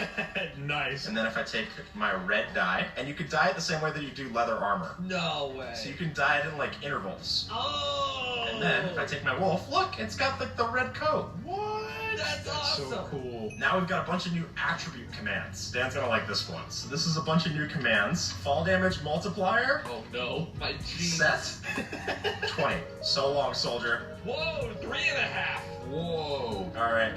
See you, Dan. Oh. Wow. And you can also go down to a value of 0. So if we wanted like Dan to have a value of 0.01 and then we teleported him to like 1,000. Where is he? Where is he? Where is he? Make a net to catch him. This is the most important water bucket clutch of his life. Oh my God, is that little dot him? There he is. It's fine. You look like you cracked out from outer space. So how much damage did you take there, Dan? I think 3 hearts. 3 hearts for 1,000 block drop. That's insane. How do you guys feel about space? Now Jay's on the moon. I'm actually a spaceman for real. What have you done? Oh, I'm on the moon. Oh, You can make half gravity. Oh yeah, I got it too. But can you do this and add the super impactful fall damage thing? Oh yes. Go, The Dan. moon is a deadly place. Isn't the moon awesome, Failbone? Alright, here's... Wait, what'd you do? What you I made your gravity the highest ever. Jay, help me. All the way down to the lowest ever. You can make it negative. What? Oh, that spooks me. That's crazy. Space! Oh, this is terrifying. We have liftoff. Blade's not enabled on this server. Alright, let me show you the real don't jump challenge. If I take Dan and I do generic safe fall distance, negative 100, Dan cannot fall any amount of blocks. Jump. I can't respawn, because when you respawn, you fall like 0.1 block. Oh, a Failbone farm. How useful. Wait, Dan, try. Yeah, there you go. Now if I set it to 0, now Dan's fine. I just habitually tried to jump, and I couldn't. Sound is so funny. You have no legs. Oh god, I'm so frail. Dan, you're gonna love this one. Whoa, Whoa, what? Oh my god. No way. Natural player. Me too. Me too. I want to be big too. I want to do it too. Dan is the biggest, and Jay will be the smallest. Don't you dare do this, Skip. Don't you dare do it. I do not want to be a tiny little guy. No, I refuse. Dan, save it. Come here. Oh my god, this is adorable. J-Moji. Oh, I just wanna play Splatoon. Come on.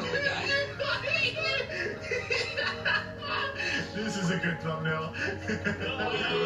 Oh my god. Want to play hide and seek in the house? Sure, yeah. Okay, go for me. Oh, This is actually hard. We should definitely do small versus giant hide and seek. This is like It Takes Two. This is amazing. Awesome. Oh, there's Shay! Hey! Okay, let me build something that's 10 blocks tall. Yeah! Whoa. So you can change my step height. What? It looks like I just teleport up. Yeah, it does. On our screen, it literally is what it is. Let me show you the player block interaction range. I know what this is. Dan can now break blocks from 10 blocks away. Whoa, really? Oh, like that. So if you use your macro on a straight line, you can just shoot straight through it? Wow. I believe it goes up to 64. What? Oh my god. My castle. No. If you came into my world and started doing this, I would be so scared. If you were just writing little messages. Ah! Whoa! Dude, seeing a build form from nothing is terrifying, especially if it's that block. That's so sketch. Wait, Dan, your entity interaction's up too. Try punching me. Ow! No! Dan's the Wither Storm. Stop! Cease! Look at the laser beam coming through the house! Oh my god, that's amazing. Look how fast you can build with this! Oh, new castle, here we come! This is awesome. Awesome. It just like approaches me. Yeah. This actually would be really helpful for builders and creative. Like if you didn't have World Edit, this is genuinely useful. Alright, are you guys familiar with spawn chunks? Yes. Kind of, yeah. So it's the idea that around spawn point, it used to be that 361 chunks were loaded around your spawn at all times. That's no longer the case. They've now since nerfed this down to only 9 chunks. So if you wanted your farms to be loaded, pretty limited. Uh-oh, that's a... Oh, that's a huge nerf. With this, we can actually now change our spawn chunk radius. And we can set it even higher than it was before to 32 spawn chunks. Wow, how useful. Or you can make it 0 and just turn it off completely. Now it's just the player gets to choose how to balance it. It's pretty handy for lag. That's That very is pretty neat. That is good for lag, actually. When we're doing crazy stuff on a server, I think that's going to come in handy. Oh, Dan, this looks horrible. I'm going to have to, like... These are the spires of I have to my hit the castle. hard reset again. It looks like we're getting actively griefed. Alright, pandas can currently sneeze slime balls. Why? Because it's the sneezing panda reference. That's adorable. I love that. Oh, I love memes. Now this is a loot table, so you can change what items they sneeze. So it can just cough up gold.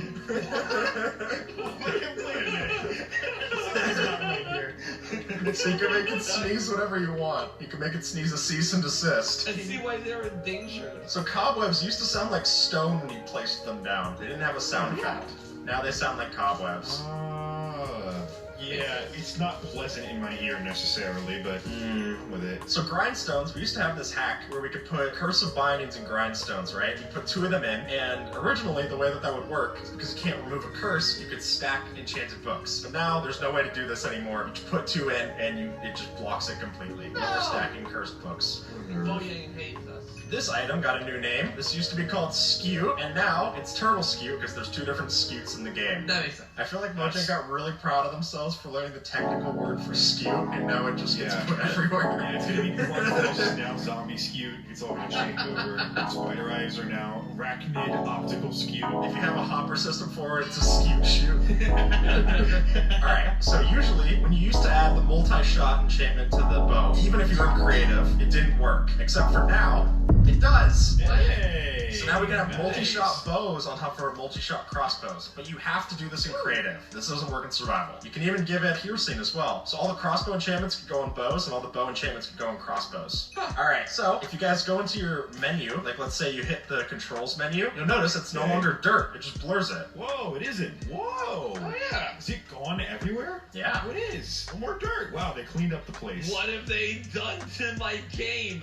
It's ruined! There's a new option in the accessibility tab. You can change the blurriness of the menus. So you can make it completely off. Oh. All the way up to menu blurriness 10. I like that. I actually really like it. Alright, there's actually some more backgrounds that have changed. It used to be that when you would go to the nether, for a brief frame you would see a dirt thing saying loading terrain. Now it's a portal back frame that says loading terrain. Oh, yeah. And when you go through the end portal, it'll be an end portal. That's neat. Way more seamless. That is nice. I like that. Quality of life. Whoa! You don't even notice it in most cases. It's awesome. So anyway, we're gonna drink a bunch of potions. I am thirsty, thanks for asking. So what used to happen is when you would drink potion effects, it would blur all of the colors of your status effects into one, but now it keeps them all separate. Oh, that's really cool. That's the effects. That's really neat. which I like a lot better. Yeah, that's really neat. You look like a bubbly, fun, colorful thing. And now we're on to the trial chambers. Hooray, the trial chambers. I'm ready for a trial. I always win in trials. I'm good at this. Let's get a cartographer villager, and we're gonna trade up with him, make him the richest man in history. How about some paper scoot? Skew. Yeah, here we go, the trial explorer map. Oh, this is cool. I'm there. Hey. I found it. All right, so we're gonna have to go down deep. Plunge, my friends. Into the depths we go. Oh, I found it. Whoa. Whoa. So, when you enter in, you'll get the new advancement, Minecraft Trial Edition. This is the new structure, the trial chambers. Oh, it's got scary skeleton dudes. So, this is the new trial spawner, which once you get near it, it'll just start spawning multiple enemies of a certain type. So you can tell what it is based off the blocks around it. So these are ice, so it's going to be the stray. Oh, I see. Oh, that's way cool. That's a very specific detail. Oh, All right, guys, I'm on it. being trialed. I'm on it, don't worry. They're shooting each other. They are the trial. So this is the vault, and if you get the trial key for defeating this, you could open it up to get not only the new advancement, but you'll get all the loot. So every person gets a chance at opening it. But if I was in like survival, I wouldn't be allowed to open it again. Oh, okay. So let me try it myself here. Get out of my loot. I got shield. How about that? Oh, that's quite nice. All right, so what I got here, Dan, is the ominous potion. This ominous potion gives me the bad omen effect. Why would you want? Oh, to do a why? raid. I guess if you wanted to do a raid, you could do that. Yeah. So that's how you do a raid, but that's also how you do the harder versions of trial chambers. Oh. Now it's got I blue see. particles, so now it's they spawn with like the different armors too. Oh, so they're harder now.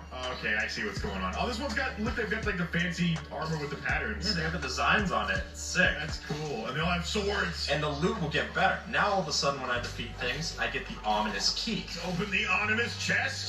Ominous chest. I found something fun for you, Skip. Oh, we got our new mob. Yeah. So this is the Breeze, the new mob. Oh, they jump?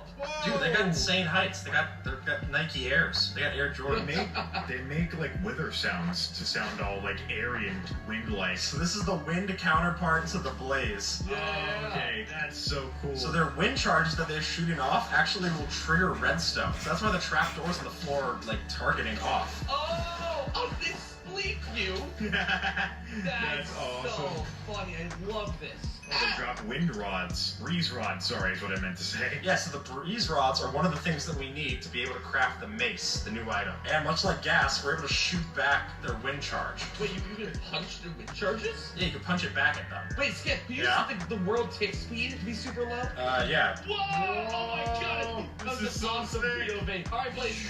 Oh, I did it! You gotta kill it with it. So I guess you would get it low first, and then you try it. There is a ominous-looking chest up here surrounded by candles. Should I open this? Yeah, go ahead. That's how you get the revaulting. So you can go back through this whole vault again with the ominous potion. Oh, I got a heavy core. So the heavy core is how we're gonna make ourselves the mace. Oh, I see. It's all coming together. Hey, finally! Oh my god.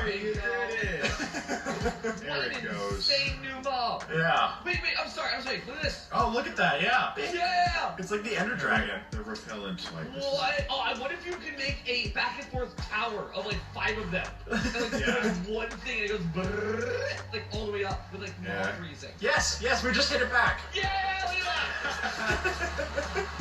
That's so funny. That's sick. All right, so Jay, you got the heavy core? Yes, I do have the heavy core. All right, so with our heavy core and our breeze rods. I got a mace! Yay! So this one will do more damage the more that you fall from it. Fall with it, rather. Oh, that did all my health, Dan. They're coming down to half a heart. Oh my god, I destroyed stuff around me with that. Yeah, so it does like an AoE effect. What's even better is when you do this, you don't take any fall damage yourself when you hit something. And the damage keeps scaling. Let's get like a warning. I'm going to go up hundreds of blocks. Good luck. Let's try it. Oh, Wolf, I would get out of there. I missed. And my hope will never die. Finally! I got it! Someone got it. Woo! Well, it didn't kill him, so. But yeah, if you go up to like 1,000 blocks, you can kill it. We do have some other enchantments that we can add to this. One is based off of a potion called Wind Charge. That was the potion that we were saving for later. It's now later. He is now Wind Charge. Me too. What am I got some. So what this does, release a burst of wind on death. Sorry, Wolf. Out. My hope will never die. Yeah, there you go. See? So you have to kill it. Okay. Hey. Kill me, Dan. Okay. Okay. Ah! Delayed detonation. So late. Why Lane opened all the doors? So, we can also get the Wind Charge item, which is what they're throwing out. Is it gonna hit it back at you? I can! Can we play tennis with this? Yeah, do it. Sorry. Can we get a ball from the ball boy? I don't know if I can hit it back second time. Come on. Hey, there you go. Don't worry. You have to hit it up high, though. I get it. But, if you crouch first, you can get the achievement, Who Needs Rockets? That's amazing. Yeah! What a clever achievement name. I love it. Whoa! That was awesome! I did a fall damage cancel with one. Oh, really? What? Really? Yeah! I jumped off the thing and threw it, like, way before I hit the ground. Oops, I didn't. So no water clutches are dead now. This is the way to do it. I just did a Wind Charge into a mace. Let me show you guys the new enchantments for the mace. Put on a set of netherite armor, please. So with the help of this enchantment, Breach, which goes up to level 4, it'll ignore armor. 3.5. Then ignore your armor, dude. That was Oh, sick. you're right. I forgot I'm wearing that. Let me give me a regular mace. Yeah, please. 1 heart. Yeah. No, incredible. Whoa, that's crazy. So then if you partner that with the density achievement, which makes it do even more damage the more I'm falling. Oh boy, here he goes. There he goes. From the top rope! Oh My God, that even pushed me back. That was crazy. Full health with netherrack. Our last enchantment is the Wind Burst 3. Whoa! Oh, the combo one. That's right. So if you fall and then hit something, Oh, wow, it does a lot of fall damage to me, though. Ow! Awesome. And also that. It also just does damage to me. But if I summon like an allay, The creature with the smallest hitbox? Okay. and now you can parkour. I really feel This is so fun. We also have the Wind Charge parkour video. Yeah? Yeah. Can you do one of these, but with a giant slime? Yeah, I don't Yeah. like Oh, perfect. them. Whoa! Wait, they divide. Of course they do. Yeah, because you're doing a lot of damage. Yeah.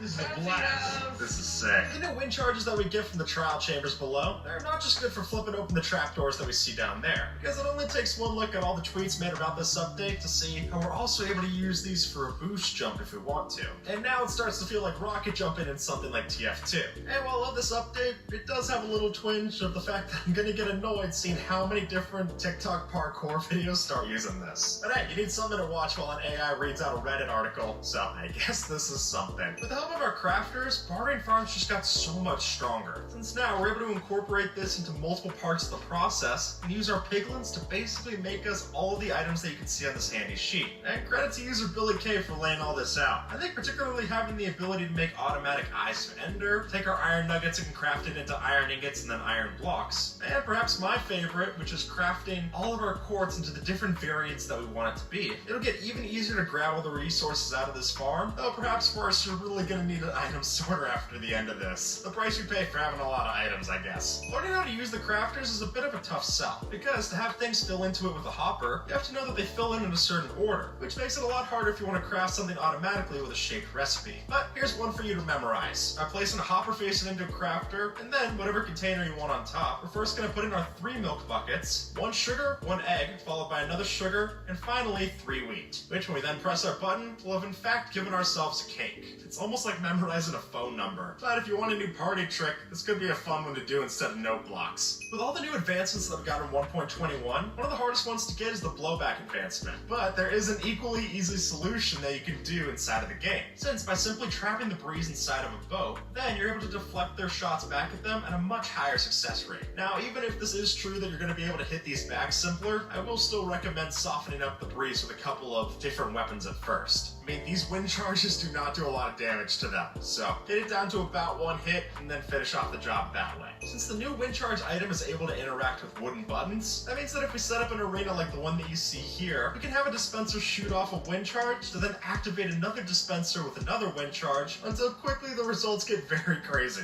and particularly laggy too. But watching it play out in this example, it's hard to say it isn't funny. It almost looks like there's a video playing out on the copper bulbs with how much it's getting updated. Like I'm part expecting while watching this bad apple's gonna start playing, so maybe it's just Pavlovian. If you've ever decided to build a copper roof for your build, then you know just how hard it can be to get that much of the stuff. And the fact that we now have so many more copper blocks to choose from this update, that problem isn't getting any easier anytime soon. Or it wouldn't if you were still using drowns to farm for your copper. Since if you're lucky enough to find a trial chamber down in the mines, then forget about copper ore, we can just mine out all this build for our copper needs. It's actually kind of surprising how much Mojang gives us of this stuff anyways. I mean, the fact that we're even able to break blocks in the trial chamber seems weird, but to put this many expensive blocks here too, you'd be silly not to clear one of these out after you get rid of all the mobs. Unfortunately, it's impossible for us to stack our heavy cores on top of one another. Oh, well, that seems like it would be a downside. When you look at a pattern like this, it might make you want to reconsider. Since by alternating between a heavy core, a wall, and another heavy core on top, we can take after this zigzag pattern and add ourselves a kind of raindrop effect inside of your walls. And using this to texture the outside of a building would look particularly cool. Just also costs a whole lot of heavy cores, so maybe save this one for the creative world. When copper bulbs were first given to the community, it was huge news for Redstone engineers, and not because of a new light source, but because this block updated on 1 tick instead of the regular 2-tick system that everything else does. Which means that we can make machines like this one that you can see here, which I've got to say is the most beautiful fireworks display I've ever seen in Minecraft.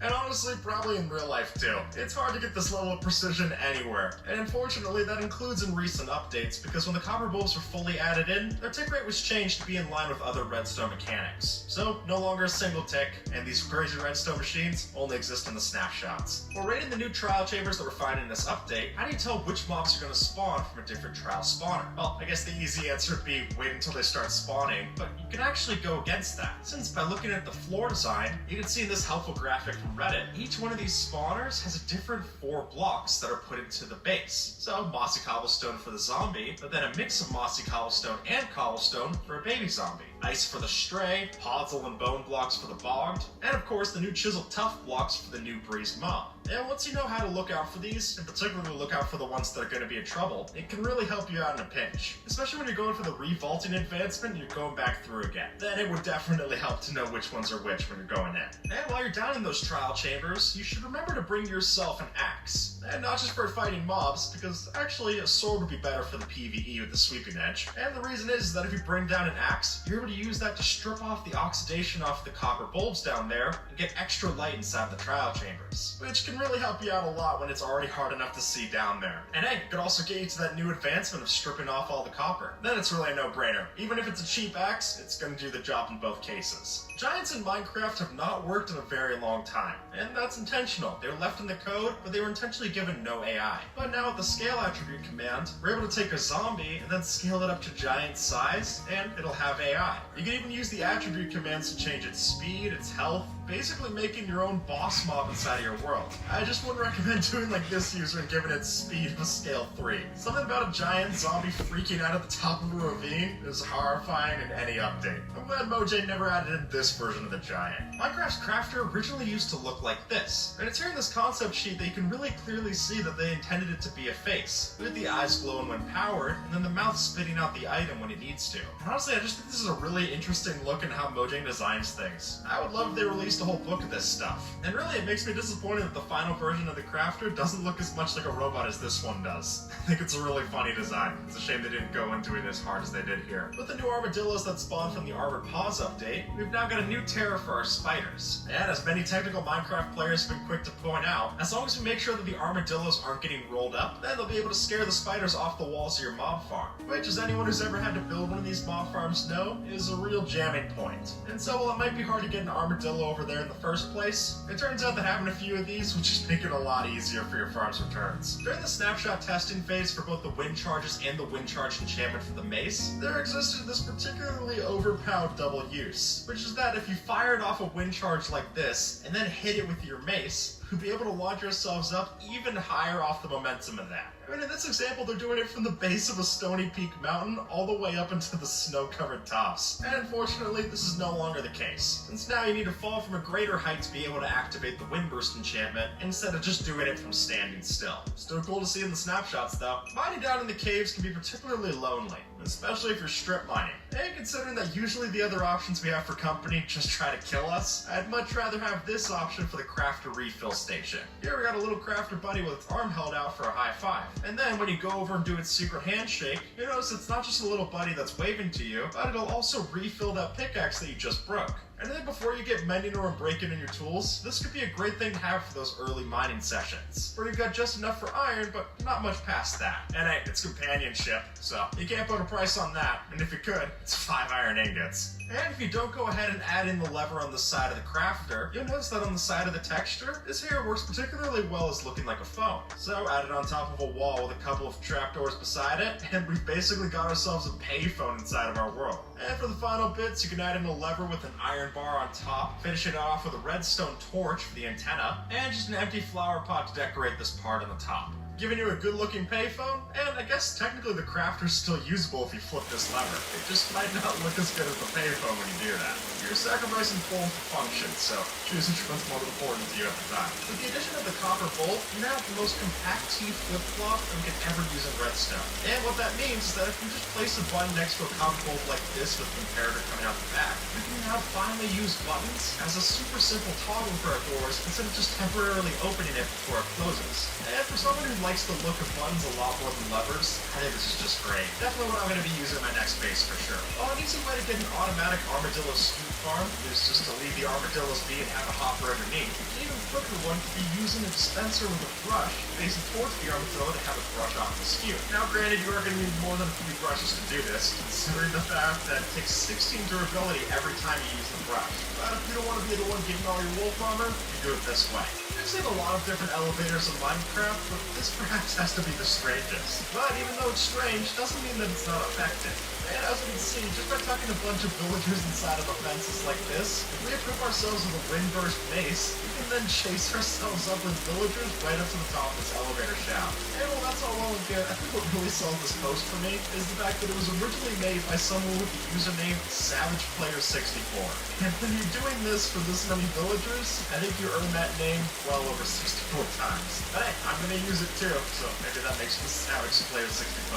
In case you forgot to disable fire tick in your world, you're gonna want a fire escape for your build. I mean, after all, we're not the Disney Star Wars hotel. We should probably build one of ours with these. You won't use your original bubble dip in their world, it makes it look really nice. Now, if you wanted to blend in more with the brick side of your build, then you could just use one of the more weathered options of copper. But if you want it to pop out, maybe for safety reasons, then the full oxidized version stands out really nicely against the browns and bricks. And I just really love how in this example they're using the fences with the trapdoors on top of them for the stairs. If anything, it's maybe the first example I've seen of Junglewood actually being used well. But hey, if we're able to have the illusion of safety just to get past OSHA, that's fine by me. The first time that Mojang ever showcased the heavy core of the Breeze Rod items was actually in a game over screenshot. Yeah, weirdly enough, Mojang showed up this very strange picture of a game over screen, and amongst those items, you can see a heavy core in the Breeze Rod if you zoom in. It is a weird, unceremonious way to reveal something that eventually became the ingredients for making the mace, one of the biggest features of the game. With the Armored Paws update of 1.20.5, armadillos were a hard feature to miss. However, what came along with those armadillos might have just passed you by. Since while one of the main features is that spiders will run away from armadillos when they're not rolled up, you might not have noticed that cave spiders also have this behavior. And why is that important? Well, now you can consider bringing an armadillo with you when you go from the savanna biome over into the Badlands, since there they'll be able to help keep away the cave spiders that spawn inside the Badland mine shafts, or just mine shafts in general.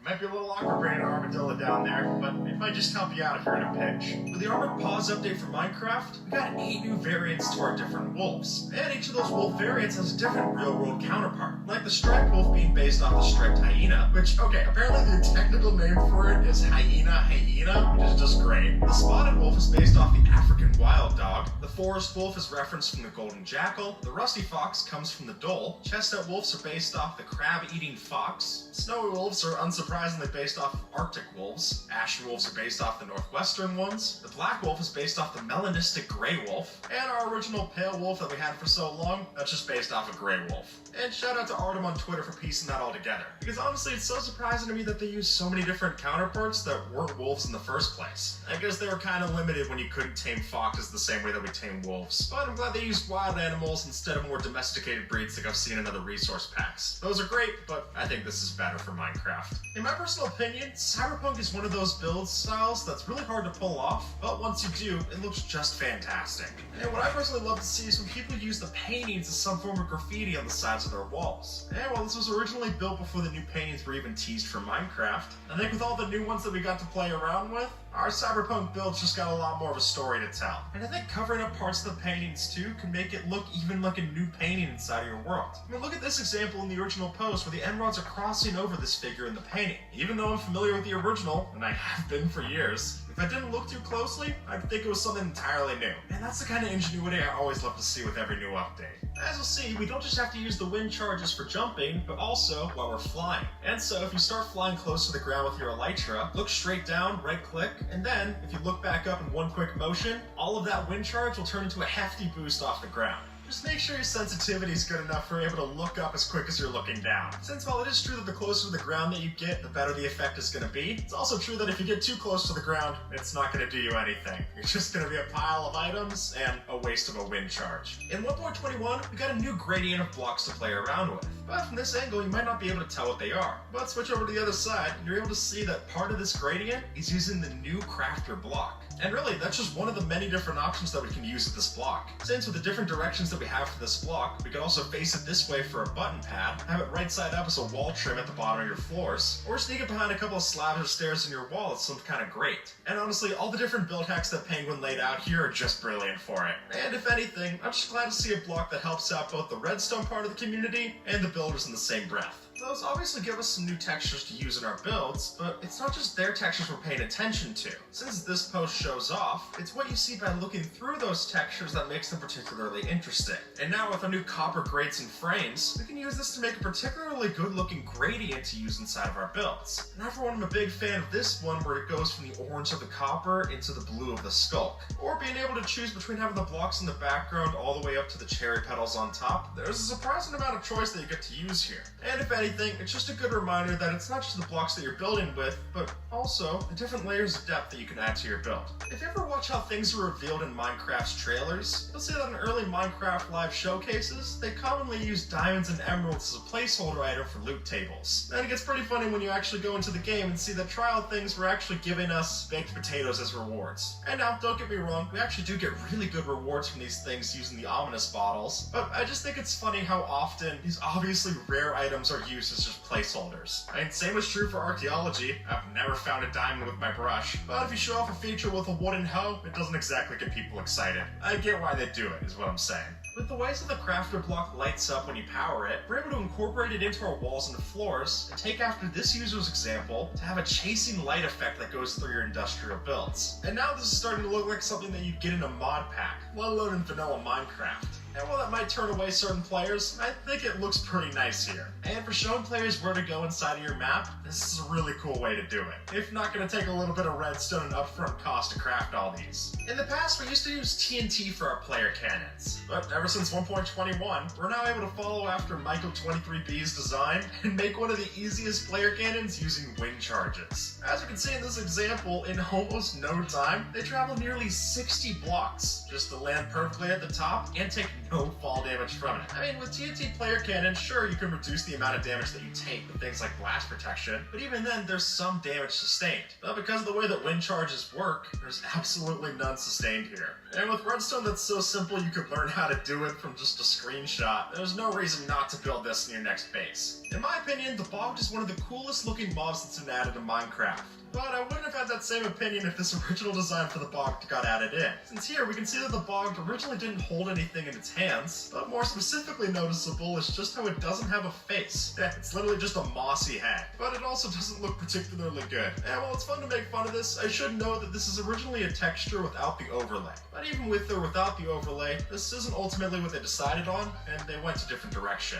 And I'm glad they did, honestly. Cauldrons have never been a particularly useful block. And while I doubt that this makes them any more useful, it is true that if we took an armadillo, it fits perfectly inside of the Cauldron's hitbox. And while it might not look like this when it's angled like this as its actual model, turn on hitboxes, and sure enough you can see it fits really nicely. I mean, at least an armadillo is more useful than the water that we could put inside one of these things, so if I have to choose, this is how I'm going to use my Cauldrons going forward. What's the first thing you think of when you see a shulker? Now if you're like me, you probably often find it annoying. But now here we'll see that the levitation effect that they give us isn't the only way that they can help us get serious airtime. And by using these shulkers placed on walls like this, we're able to add in the Mace's Windburst enchantment to essentially give us spring pads while we're doing a parkour course. And hey, using commands and other ways to change the colors of the shulkers, you could really put this to good use inside of your next parkour map. And if anything, it's just an excuse to get back at those shulkers for all the times they killed you inside of the end. All I'm hearing is pros, folks. So if you also want to get out your anger on the things, this is at least a more fun way to do it than typing /kill all. Now, one of the things you use to make the mace is the heavy core, which is a unique crafting item because we're able to place it down like a player head in our world. But the breeze rod, not as much. Or at least it wouldn't be unless we did something like this. Since by having a light blue stained glass right underneath our heavy core, it just looks like we placed our mace right down in the world.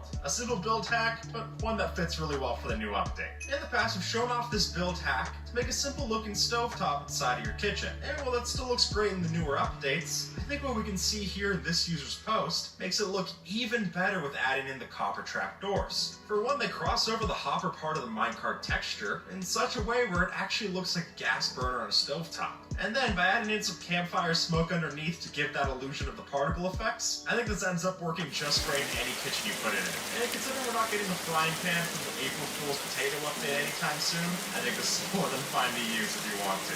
Back in the snapshots when we're still able to use our Mace's Windburst enchantment from standing, we can use an overstand like this example to launch ourselves up multiple times, and then chain that right into a kill for PvP. And while the Mace is still clearly used for PvP even without this feature, it's a shame that armor stands are not nearly as much. I would have loved to still see this as an option, but I get why Mojang nerfed it. With the new update, we've now got new potion effects as well. And unfortunately for the game's balancing, but fortunate for our Fortune 3, this update seems to have completely ruined how we're able to get experience. Since with the splash potion of Infestation, that'll make it so that any mob that gets infested will give off silverfish. Sounds like a bad time, right? But by using these infestation potions on allays that are constantly taking damage, that'll allow us to generate an absurd amount of silverfish. And because allays are a mob that are defined by their uniquely fast regen rate, they'll never die from that damage source. Meaning that as long as they're infested, they're giving off an absolute mountain of silverfish. And as you can quickly see from Simply Sark's example, the experience you can get from this is quickly out of hand.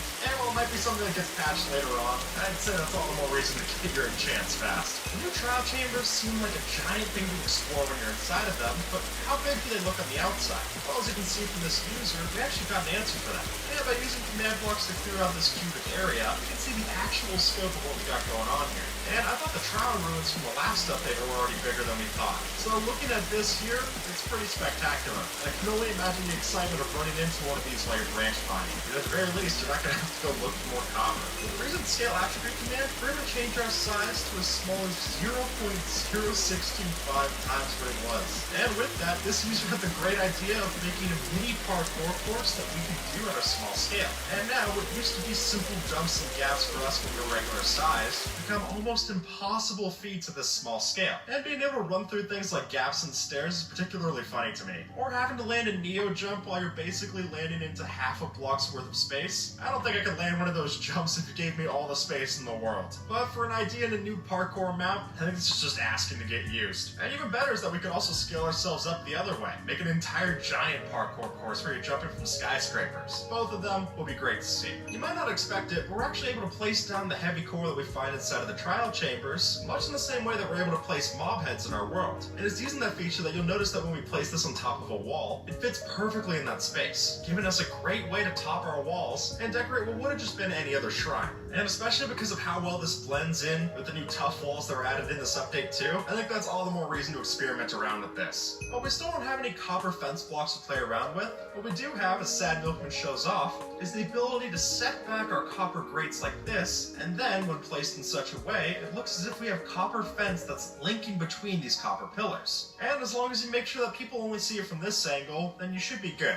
You can even add in some copper lightning rods on top of this, and ensure that if you ever get a lightning storm, at least all your copper's not going to oxidize. While figuring out how to get certain recipes into the crafter is a bit tough, considering you have to put them all in the right order, it's using one of these for storage blocks that it gets a lot easier. For one, things like turning iron ingots into an iron block doesn't have an order. All you need to know is just that 9 ingots go into one block. And so by adding one of these to your farm, you can quickly store all of your outputs so much easier. And now your iron farm storage looks like this instead of this. And particularly for gold farms, this is great. We can turn our nuggets into ingots, and then our ingots into blocks. Or even have your skeleton farms output their bones into bone meal, and then bone meal into bone blocks. Really, there's so many different uses for this that it's going to become a staple in every farm design that you see from here on out. Why wouldn't you just craft this instead of having to have 9 times the storage? It just makes so much sense. Now that we've got all these new paintings to play around with, it can be easy to forget our old ones. But I'd ask you to not do that just yet, since by just putting some of these paintings side by side, you can notice that these blend particularly well together. And I for one love the idea of just having our paintings slowly branch out with every new one that they add. I mean, clearly gradients in Minecraft building are already great, so having the option to do this with the paintings in game, that's particularly special in my eyes. But also make sure that you have a good enough space in your build to be able to try this out, because having 6 blocks of horizontal space to show this off,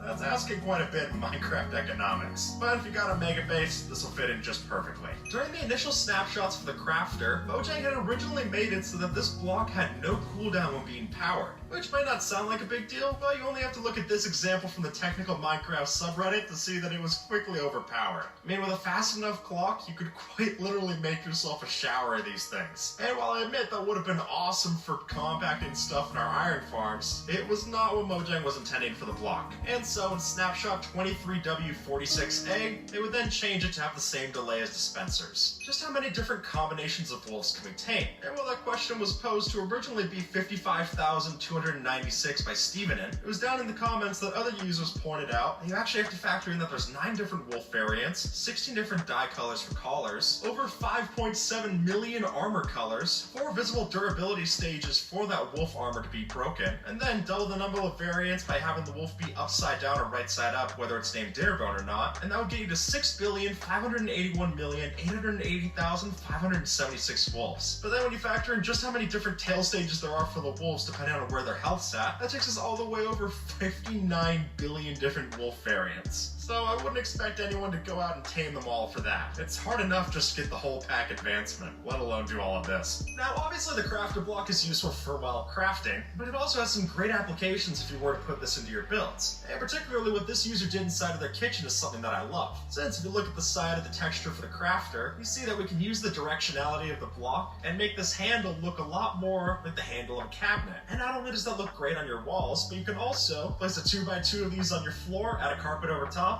and now you've got something of a kitchen island inside of your kitchen too. Which is good that these were easy to build with, because figuring out how to use them naturally is a little tough. Not only do we have new armor trims to play around with, but we've also got new banner patterns. And once you've settled on all the different layers of banner patterns that you want to use, you can then take those custom banners, add them to the back of a trapdoor like this, and then finally with an armor stand tucked into place, it looks as if you got yourself an easel for an art class. And really what I love most about this original example is just the fact that they actually have a pineapple that they're drawing inside of the middle table. That's just too perfect. And with all the different designs that you can make for banner patterns, such as many of the ones that we've shown off in this video, there's a whole bunch of still life subjects to choose from. Pick your favorite and get ready to enroll in class. The common build hack in the past was using all of these trapdoors to make something out of a trap to catch rabbits inside of.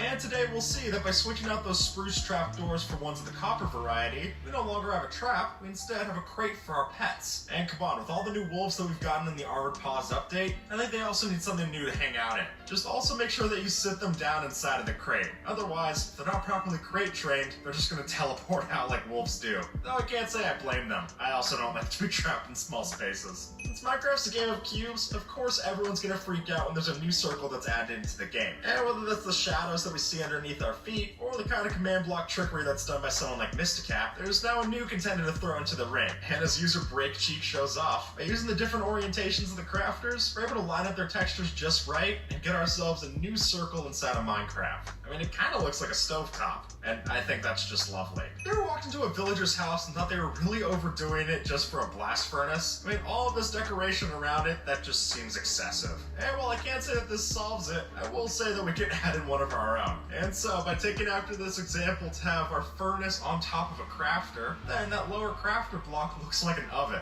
And if you got creative, probably using something like a debug stick would be the easiest way to do this. But when you blend it in with the stone bricks around the other sides of our furnace, the top and bottom parts of the crafter texture blend really well with the surrounding blocks. And honestly, even if you just put the blast furnace on top of something like this, it'd at least make a lot more sense for what you got all around it. At least then it's 2 usable blocks instead of just 1. With the new potion effects that we're able to brew, one of the most interesting ones is the potion of oozing, which means that when you kill a mob, it'll summon a slime where it dies. And then by using a piercing and multi-shot crossbow, we can constantly reuse that one oozing arrow, giving us potentially infinite slimes without ever needing to find a slime chunk.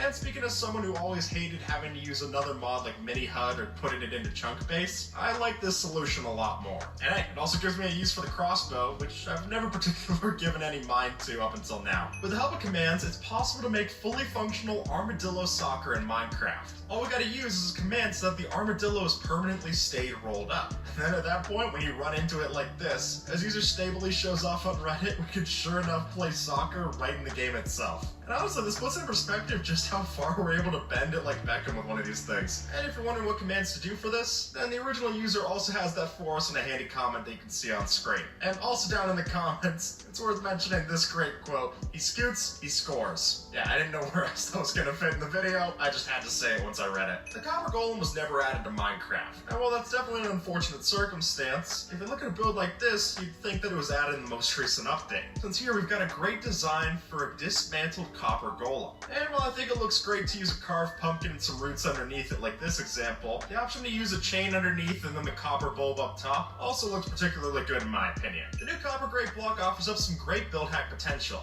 and we've even shown that off in the past for our autumn leaves. But what we neglected there was showing off the exposed Copper Grate. I mean, let's be honest, the combination between orange and green isn't always the prettiest. Though when you tuck it inside of a brick floor like this, as user Inexister shows off here, it works particularly well. And now we've got drainage in your floor. And I think brick floors already go underutilized in Minecraft, so if this gives an excuse to make one, I think it's well worth it. It looks great.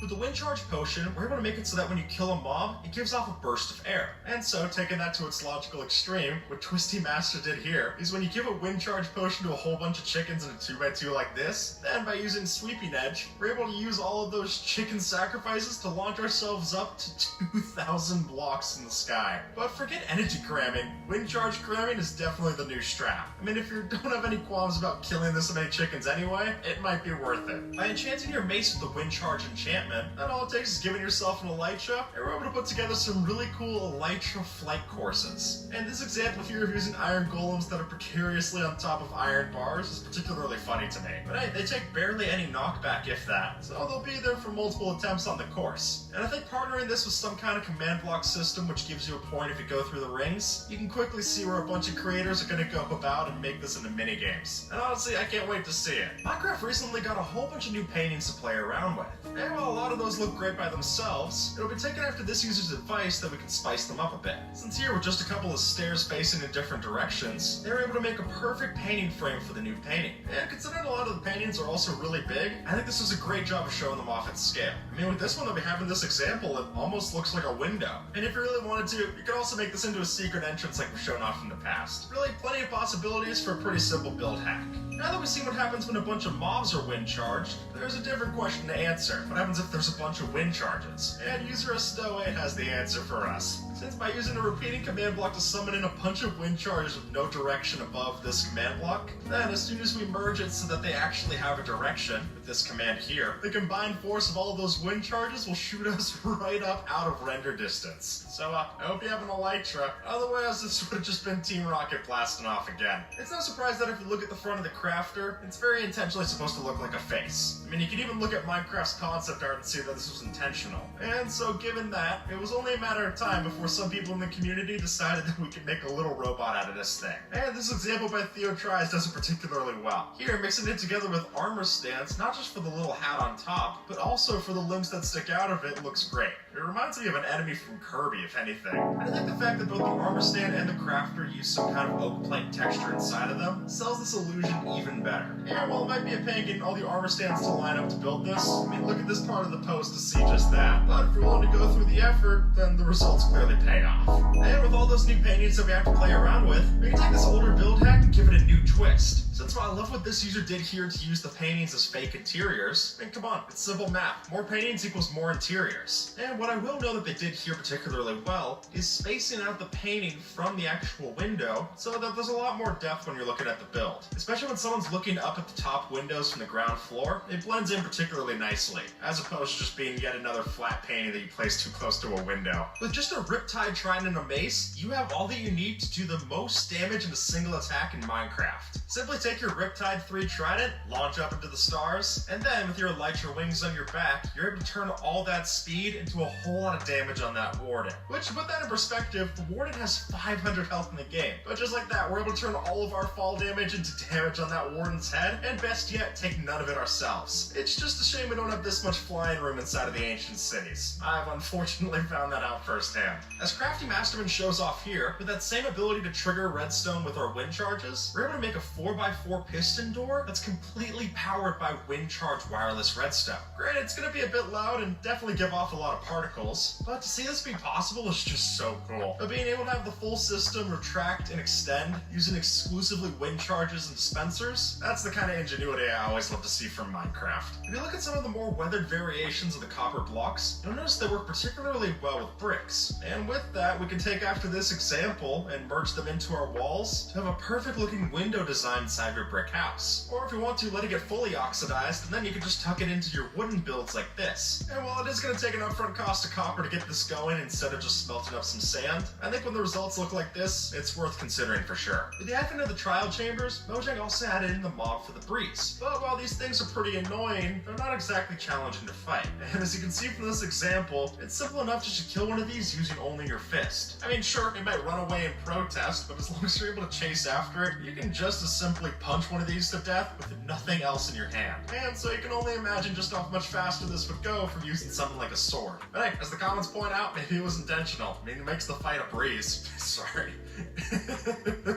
Armadillos are one of the many recent cute additions that we've gotten to Minecraft. Although, while their final texture is cute, the original one might have had a dark secret. Since, as you can see, the original armadillo texture when it was shown off had the eyes of the armadillo front-facing instead of on the sides, which, as many in the community have pointed out, would have actually indicated that the armadillos were predators instead of prey. And while it's obviously a lot cuter to have these eyes on the side of their head, when it's also true that the armadillo feasts on spider eyes, I don't know if we can say it's entirely innocent either. Hey, at least it's not our eyes. Ever since 1.21, tough blocks are going to get a lot more love in the building community. And when they look like this, I say rightfully so. And I especially love this example that Hey Joe Hey built, where we can almost blend together the textures of the different tough blocks, and using that make a gradient into our pillars. I mean, if you ask me, this is the best advertisement for the stone cutter I've seen. And so if you're already going to get plenty of these blocks if you go and excavate through your local trial chamber, this is maybe the easiest way to start using it inside of your building world. And speaking as someone who loves to use dark gray inside of my palette, I plan to tuck these anywhere that I can. But taking after what Falcon Punch 100 did in this post, using the stairs and other slabs to make it look as if they're broken pillars inside of an ancient temple, that's just too good to pass up on. Perhaps the scariest of the new features in Minecraft, and I will have to give a warning here, is when you use the scale attribute command to make spiders down to the regular size of actual spiders. And considering they move just as fast when you scale them down, this really is a horrifying sight. I'm not even someone with arachnophobia, and this makes me unsettled. It's funny, I would have always thought that a giant spider would be scarier than smaller ones, and I suppose in real life that would be true, but seeing just how many can fit inside of a small area like this, and more specifically how high they can jump,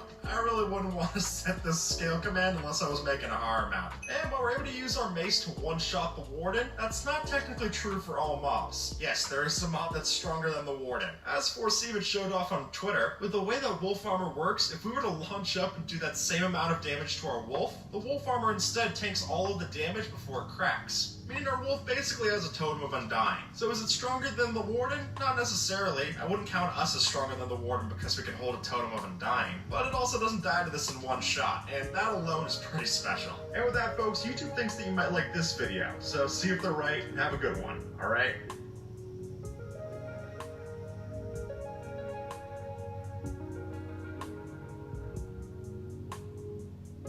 Meet the IHOP House Faves value menu. Everything's just $6. Like the breakfast faves combo, $6. French toast breakfast, $6. $6 for all this and all that. That's a lot of breakfast for $6. Weekdays at IHOP.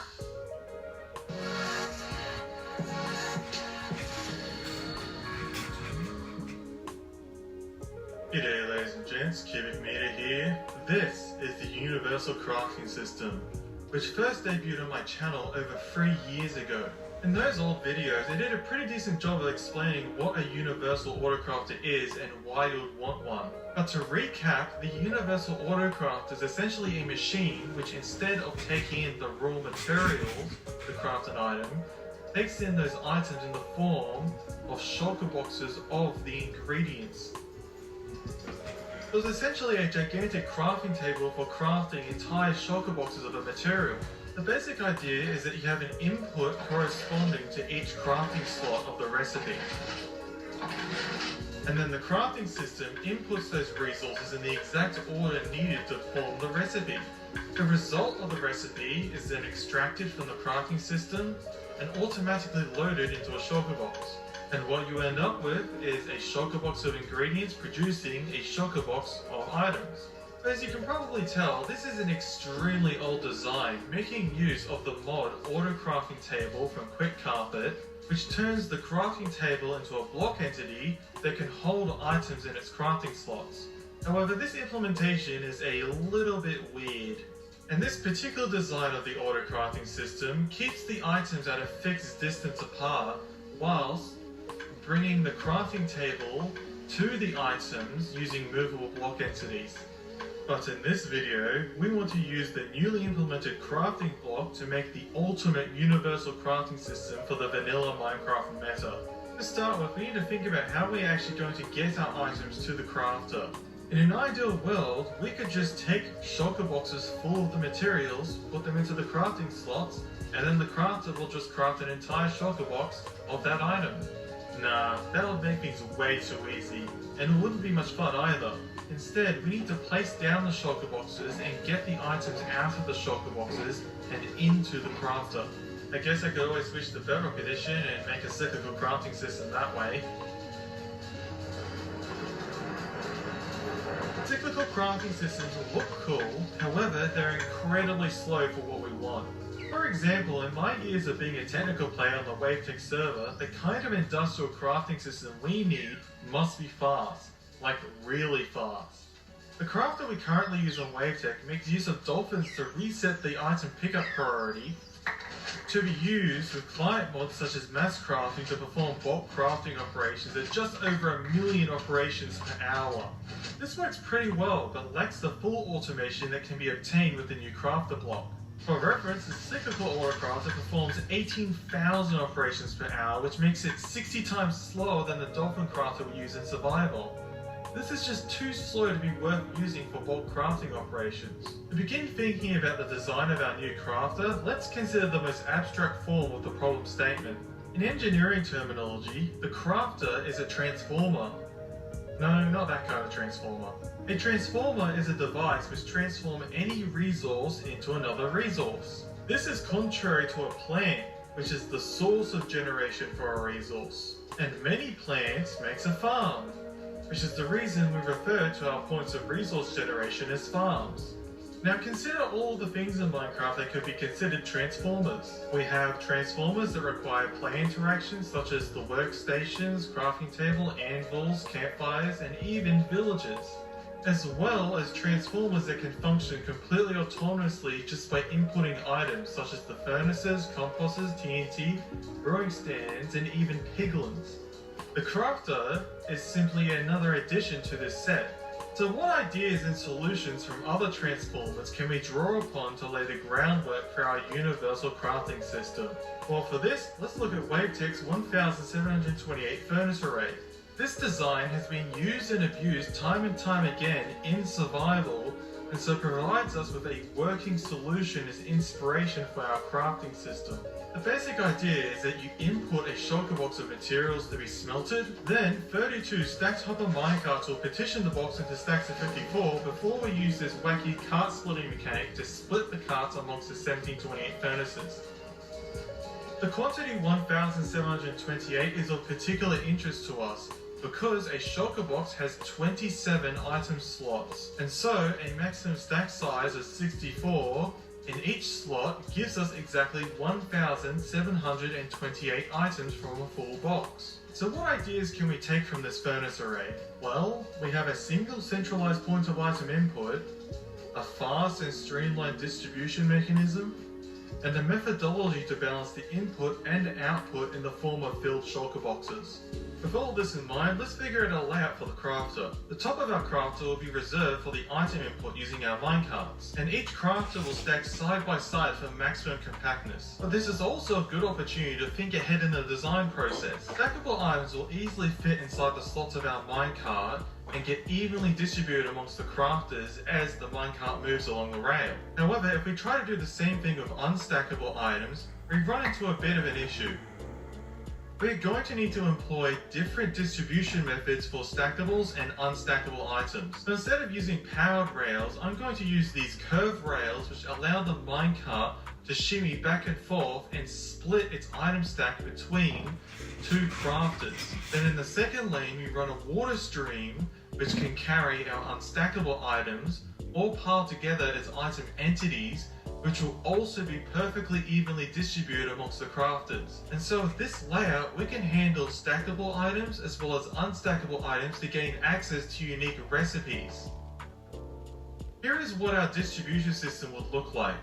We have 27 modules, each containing 64 inputs to crafters, meaning in total we have 1728 crafters to perfectly divide a shulker box worth of 64 stackables. This is a stack of 27 hopper minecarts, where each cart holds exactly 64 items. We then use the funky detector rail redirection to separate the stack of carts in each module, giving us our streamlined distribution. But unfortunately, this means we are now dealing with stacked minecarts, which behave very strangely at times. Minecarts on these curved rails also appear to be impeded significantly by having hitboxes either side of the rails. Even simply having water next to the curved rails seems to slow the minecarts down significantly. These are all problems that are going to need to be solved as we build up the modules of the crafter. After a bit of prototyping, here is our initial concept for the input.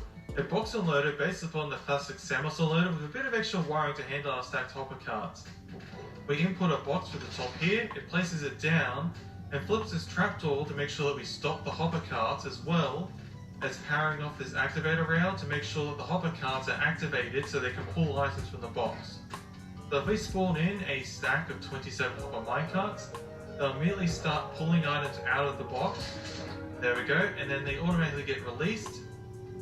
And oh, that's not good. So already we're running into issues with our stacked hopper minecarts. The thing is, stacked minecarts are perfectly fine when they're moving at a constant speed. However, when the stacked carts start turning lots of corners which modulates their speed, you start to experience lots of issues. The problem is that when you have many entities in the same position, there are forces constantly trying to drive them apart. This makes the stacked cart system inherently unstable. They nudge the minecarts even slightly, and the forces make them do weird things like propelling each other indefinitely. But notice how the system appears to be perfectly stable as long as the minecarts are moving at a constant speed. However, if I go ahead and disrupt that, there we go, now we're causing them to split apart. This is because while the minecarts are moving at a constant speed, the relative distance between minecarts isn't changing, and thus the forces between the minecarts aren't changing. However, if you cause the minecarts to be continuously accelerating, such as making them change directions all the time, during this acceleration the minecarts will actually separate further until they are so far apart that they start colliding with one another, and that's when you start getting minecarts splitting off from the stack. The solution is to introduce these stations in the corners that force the minecarts to recombine in the same position, which undoes the damage done to the stacked carts when they accelerate. As you can see, they start to separate slightly each time they accelerate, but when they reach the corner station, that damage is undone by forcing the minecarts to recombine. So, with the corner station implemented, let's spawn in our stacked minecarts, unload our shulker box. So the minecarts turn the first corner, and then they get recombined at this corner, which allows them to be combined enough to be used on the detective route separation system. And there we go, we perfectly separate all 27 hopper minecarts. And if we take a look at our hopper counters, we have all of our items accounted for. Trying to expand this to all 9 slots, however, we run into a bit of an issue, because if we just spawn in all of our minecarts at the same time for each slot, have them unload the boxes at the same time, and then release them all at the same time, they just end up colliding with each other. To try and solve this, let's introduce an 8-tick delay between each set of minecarts to try and stagger them in time. There we go, they get released 8 game ticks apart, and they still pile up at the corner junction. The problem is that our hoppers can take an item every 8 game ticks. However, this detector route, which operates the corner junction, runs on an interval of 10 game ticks. So if we instead put a 10-tick delay between our first 2 minecarts, there we go, they reach the corner junction, and right, so the detector route is going to unpower after 10 game ticks, but the problem is that the next minecart arrived on that 10th tick, which simply powered it on again. Alright, what about a 16 game tick difference? Dang, 24 game ticks? God damn. That minecarts are just such a pain to deal with. Okay, 32 freaking game ticks. Okay, that works, but that's just going to make our distribution extremely sluggish. But the problem is that the detector route just takes too long to switch off after it's been triggered. Look at that, a whole 20 ticks until it switches off. My bad, it takes 20 ticks for a detector rail to turn off, not 10. However, it turns out if we use a piston to move the detector rail shortly after it powers, we can get it to turn off much faster. Alright, with this mechanism on the corner station, hopefully we can process the minecarts much faster. Oh, no, okay, that's too fast. Somebody's trying to make a break for it. Come back here. Okay, I have to make sure that all the minecarts are clear before I extend this piston. Otherwise, it will push the minecarts off the track. Alright, there we go. Oh, that looks really janky. Yeah, I don't like that. Okay, another 6-tick delay. Let's go. No weird behavior. There we go. Yep, the minecarts clear the rail before it extends. And everything seems to be working normally. Let's see if we can cut this down to 24 ticks. 24 tick separation. And looks like it's working fine. But unfortunately, still a long way off from our 8 game tick goal that we want to get to. But I think I have an idea to get there. And my idea is to stagger the rails. So here we have the first slot at 0, then we have 8, then we have 16. And then the next time that a cart enters this top rail is 24 ticks. And now if we separate each slot by 8 game ticks, there we go. They go onto separate rails. Aha! And now there's plenty of time to separate the minecarts. Oh, that looks majestic. But there is something going wrong with the collection. It doesn't seem like all of our items are actually being picked up by our hoppers. And I think the problem is that even though we are releasing the minecarts every 8 game ticks, each slot has to travel a further distance to get to the same place. Therefore, our separation of 8 game ticks actually has a tiny amount of travel distance added onto it for each slot. As a result, our minecarts don't arrive perfectly 8 game ticks apart, therefore a lot of the time our hopper is in cooldown and can't actually pick up the item from the next minecart. To fix this, we need a timing normalization circuit. So what I'm going to do is use this chest minecart to emulate the delay between each slot due to the minecarts having to travel a certain distance on the rail. So by simply detecting the motion of the minecart and then separating each slot by 8 game ticks, we obtain a perfect 8 game tick separation between each minecart minus the extra displacement along the ramp. If we add our items into the mix, we observe that our minecarts are perfectly in sync with the hopper cooldown cycle. If we look at the hopper counters, we see that all of our items are accounted for. Now that we've figured out the item distribution, the next step is to figure out our item collection.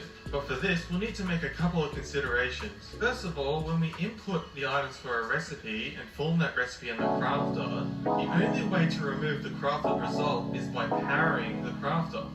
If you try to remove the result with something like a hopper underneath the crafter, it will only target the ingredients in the crafting grid instead of the item at the output.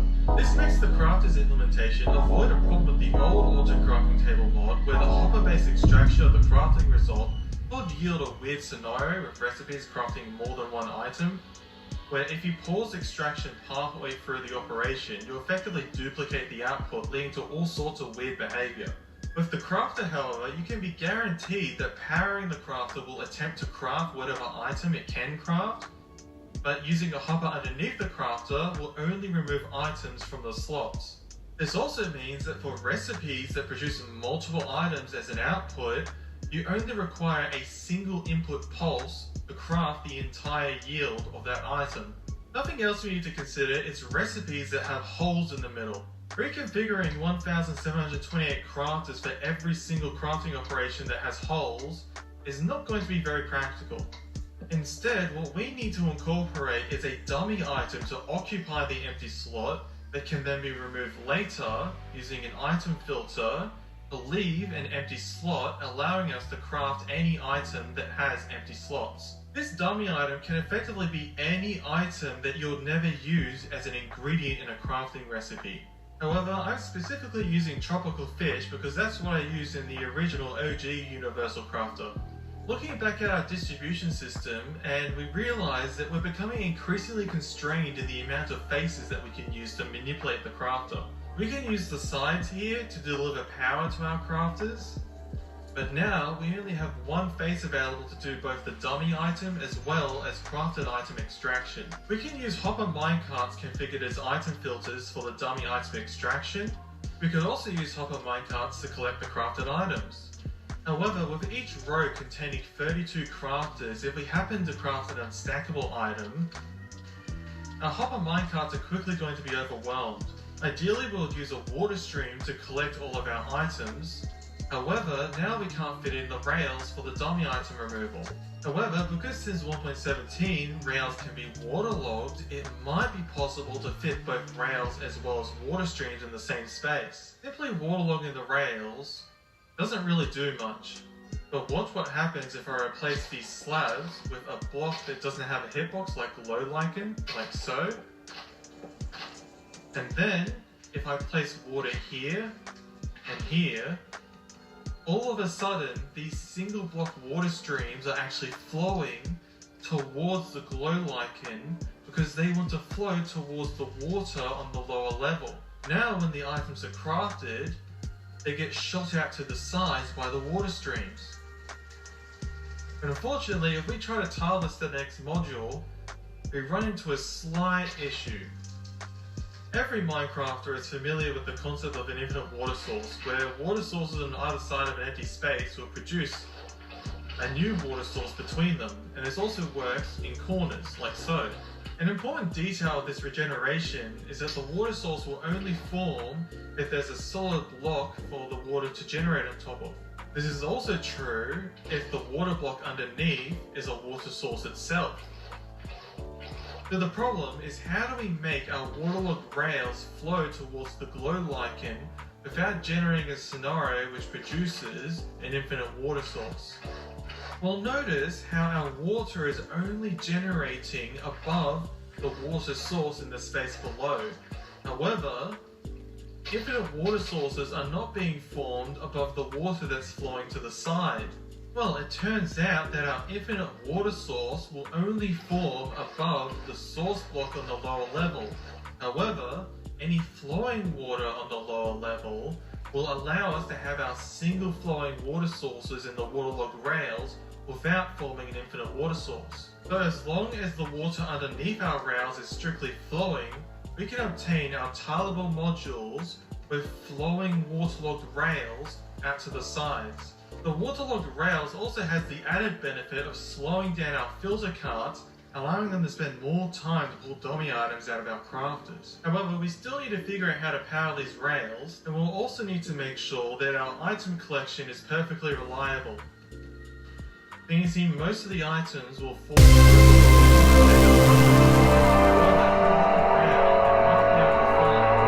There we go.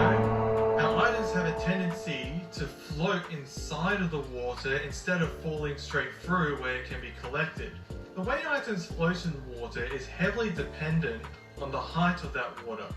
And as you might know, the level of flowing water is dependent on how far away it is from the water source. And note how as we get to the lower levels of water, the items are no longer able to float in the water column. So all we need to do to make sure that our items don't get stuck is allow them to flow from a high point in the water source to a low point in the water source so they can eventually fall out of the water source and into a better collection system.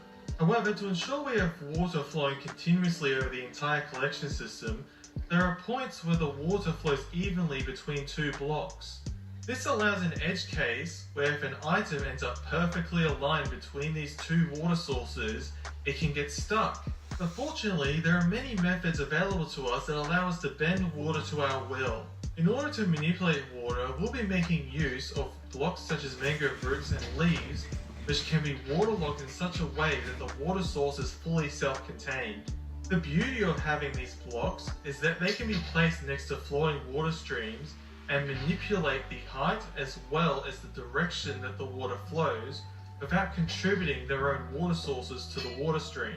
This allows us to manipulate water in all sorts of funny ways to get our desired results.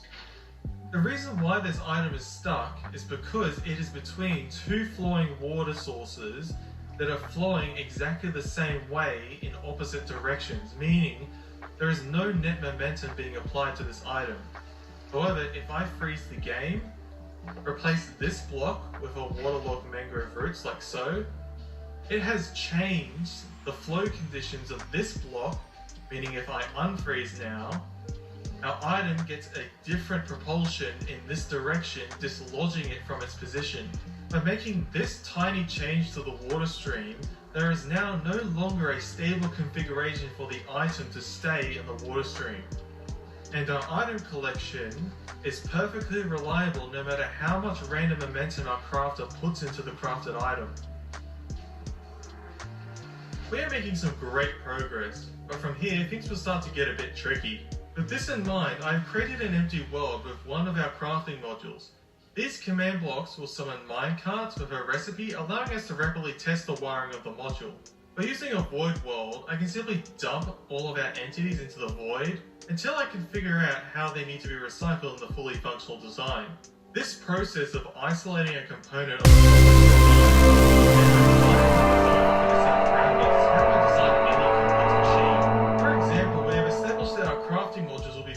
tileable, meaning each component in one module will be repeated 3 blocks away in the adjacent module. This is a parameter of our design, where any component that we place in one module must not be interfered with by the adjacent module. So what other features do we want? Well, we've already made provisions for handling 64 stackables using the hopper minecarts and unstackables using this water stream. However, given that we input ingredients into the crafting system by the box, while our magic number of 1728 perfectly fits inside of a single shulker box for a 64 stackable item, the same story is not quite the case for our unstackable items. So our design choices come with the limitation of not being able to input unstackables directly as an ingredient. Instead, we'll compromise with using stackable items to craft the unstackable items, and then figuring out a way to recycle those unstackables into the next recipe. This does, however, leave 16 stackables in an awkward place where they're probably not going to be considered very relevant. There aren't even that many recipes that use 16 stackables that are even possible to automate. This compromise with the unstackable items brings us to another huge parameter, the ability to perform sequential crafting. For example, if I wanted to craft repeaters using nothing but raw materials, I would first craft the redstone torches using redstone and sticks, and then I'll use the redstone torches in the recipe to craft repeaters. Another important parameter is the ability to poke holes in the recipe using dummy items, which we have already made provisions for in the form of our filtered hopper carts.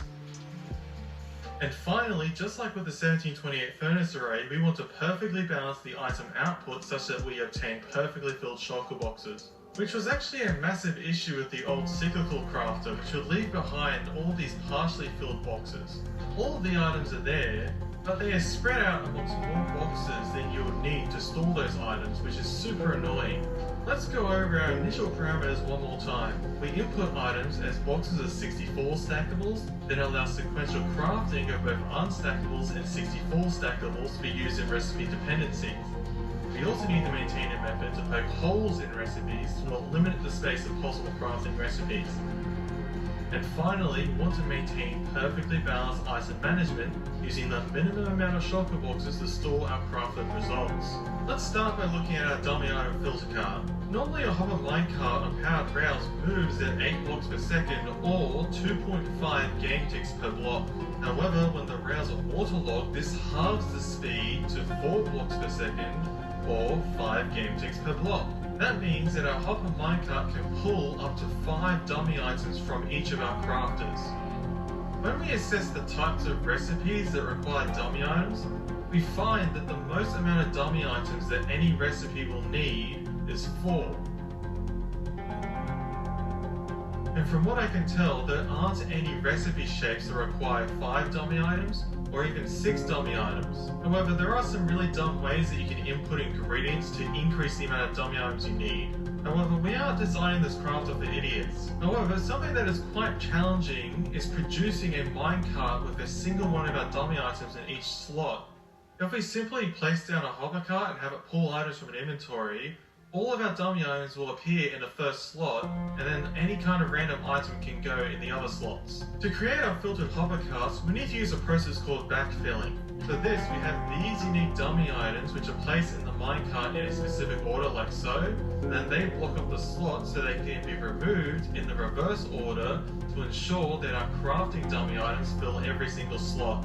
The items are then returned back to the filter cart maker, and any excess are dumped out by this cart eater. With our filter cart maker implemented, let's test it out by trying to craft some droppers. So obviously the problem with crafting droppers... that's a problem. Actually, that's a really big problem, because with the crafting slots blocked off and no valid recipe, we've basically completely bricked the crafter. I think we've just accidentally discovered a huge problem with our crafter. Inputting the wrong recipe is definitely possible, and would completely brick the crafting system in a way that makes it unusable. But it turns out that we already have the solution. Our filter cart maker has been designed to only filter for our dummy items. But what if we deliberately sabotage the filter cart formation so that when it pulls out the dummy items, it leaves this slot open, which will immediately form an item filter from the first item it pulls from our crafters, meaning if we run this system a couple of times, it'll eventually clean out the crafting grid from all of this junk. And just like that, all of the junk has been cleaned out of our crafters, so now we can disable the cleaning system, try our recipe again,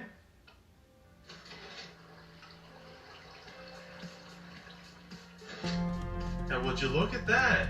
We're now crafting droppers. I power this assembly at the top, we can power all of the crafters and spit out our crafted result.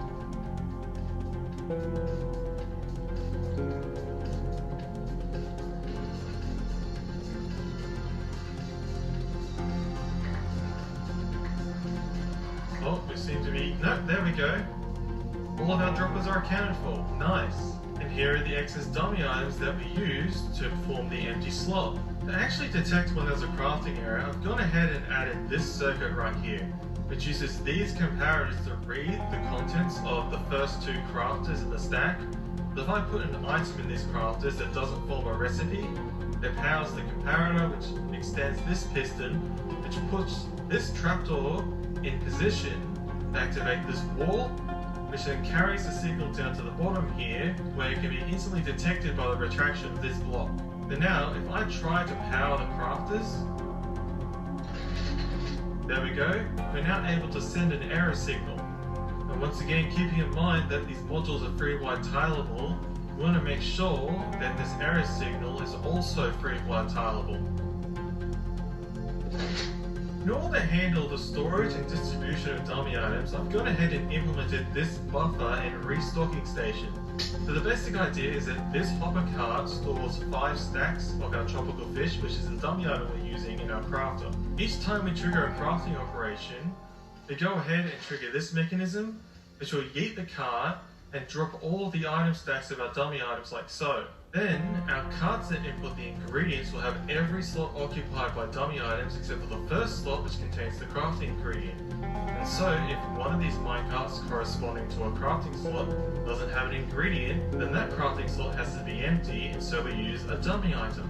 When the carts reach the restocking station, they will have a dummy item plopped into the first slot to block it off, and then if any minecarts have consumed their dummy items, the station will automatically restock that minecart with another stack. Once it's done, the remaining dummy items are picked up, and the dummy items that were picked up by the filter cart get recycled through this water stream over the top of the crafter. There we go, and they drop right into our buffer minecart. There we go, and we have all 5 dummy item stacks again. Now we have our minecarts fully stocked with dummy items. However, at the moment, they're just being thrown directly into the void. Ideally, we want to use these minecarts in the next recipe. And for this, we'll be using this cart storage based upon the Rootivator. A neat little trick discovered by Ray's Inspector Talon. Yes, Inspector Talon, of course. Sometimes I forget to avoid taking memes too seriously. Once again, we are making use of the single flowing water mechanics. However, this time it's actually inside of our mangrove roots block, allowing us to place rails on top of it. And when we input a minecart from the bottom, it gets pushed by the flowing water all the way up the elevator until it reaches a point where it stops being pushed by this mangrove roots right here. And it sits on this detector rail, which causes this dispenser to dispense water into this slope rail, which stops this mangrove roots from flowing into that block. And now if we input another minecart, it will now happily sit down here until the cell above it is made available by removing the minecart. And this allows you to just continuously input minecarts until all the cells are occupied. And now the cart storage is self-regulating based on the vacancy of the cell above it. You might also notice I've gone ahead and built the input system. All we have is the box unloader stations from before, but instead of being 1 wide tileable, I decided to add an extra block of space between them, making them 2 wide tileable. When designing something, it's always a good idea to give yourself a little extra space than you think you might need. For this example, we'll be crafting a dropper, which of course has an empty slot in the middle. But this creates a bit of a problem, because if we start inputting our materials, like so, you'll see that these lamps come on to indicate that we need to send a minecart to the box unloader to collect the items. However, when we get to the middle slot, which is empty, we aren't actually inputting an item, and so nothing happens. Therefore, we need to make sure that when we place an item in the next slot, that will also force the empty slot to turn on. This ensures that even for recipes that have empty crafting slots, the minecarts are still dispatched for that slot in order to distribute the dummy items. This will probably be a good time to talk about what the minecarts are going to do here. If we're performing sequential crafting, then we're going to have a crafting slot that doesn't have any items but is waiting for items from the previous crafting operation. And so what will happen is, the minecart for that slot will come down to this station right here. And what we can do is unlock the minecart and have the items from the previous operation go straight into minecart like so. And that's how we're going to be able to facilitate sequential crafting operations. But before we can design that system, we first need to figure out how to actually collect the items. So the problem with our item collection is that... Alright, that's enough. I think it's about time I level with you guys. The design is actually done. As a matter of fact, I've actually spent almost 700 hours working on this behemoth, and I wanted to try and replicate it with a small scale model. But to get an idea of the kind of shit that I've had to put up with, the freaking scale model is not working properly. Like, what the hell is even going on here? And even with the small scale model pasted in exactly the same location as the full design, the cart release system doesn't seem to work for some reason. But in the full scale design, the cart release works perfectly. I think that the problem lies in the fact that the small scale model isn't using stacked minecarts. Because pretty much the instant that I added more minecarts like so, all of a sudden, the cart release works perfectly. I think this just emphasizes why it's so goddamn hard to design stuff in Minecraft. If you try to simplify things, the game tends to bite you on the ass when behaviors completely change due to the most minor of details. And now the question is, do I restart the video from the point of having finished the crafter? Nah, I suffered through 700 hours of trying to understand this game, so you can surely suffer through 30 minutes of it. Plus, my hope is that by introducing some of the more fundamental components of the design, it won't be such a mystery on how it works. And I swear to God, this thing is freaking magical. 100,000 pistons? Easy. Every freaking color of the gender spectrum. We got that covered. Slow is smooth, smooth is fast. Anything else? Try fast.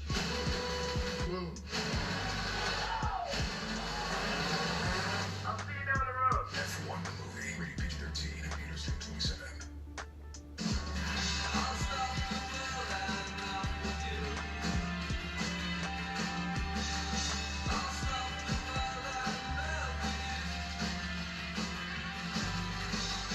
Have you had your Hershey's?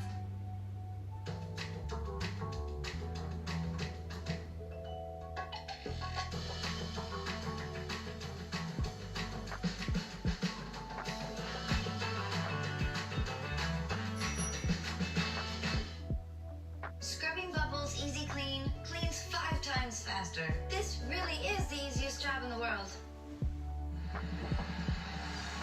When greatness calls, you answer. You don't give up. Level up. Design your dreams. Polo 67. The iconic fragrances. Ralph Lauren. Using sticks and string to craft bows. Using cobblestone and redstone to craft droppers. Detecting that we crafted bows as a dependency in another recipe. Crafting dispensers instead of droppers because we crafted bows. You have no idea how freaking difficult that was. But we're getting ahead of ourselves. How do we actually use the damn thing? Well, here is the input. Each one of the colored inputs corresponds to one of our crafting slots. Well, what does this temp slot do? Well, you see, this crafting system is very stupid. It doesn't know every recipe that's available to the player in Minecraft. As far as the Universal Craft is concerned, it's just making funky shapes out of shulker boxes. Which means if you want the current recipe to be used in a future recipe, you need to give the crafter a dependency check. Or if the current recipe requires an item from a previous recipe assigned to a specific slot of that recipe, you need to use these items. Let me break it down for you. We have a chest cart corresponding to each crafting slot for a recipe. We also have a chest cart to configure the recipe. Each recipe transforms a set of ingredients into a crafted item, and by default the result is sent straight to the crafting output. However, if the dependency check is included in that recipe, the result is redirected to the crafting buffer. Then, if another recipe comes along and has an item which encodes the reservation of a crafting slot, whatever is in the crafting buffer is dumped into the encoded crafting slots.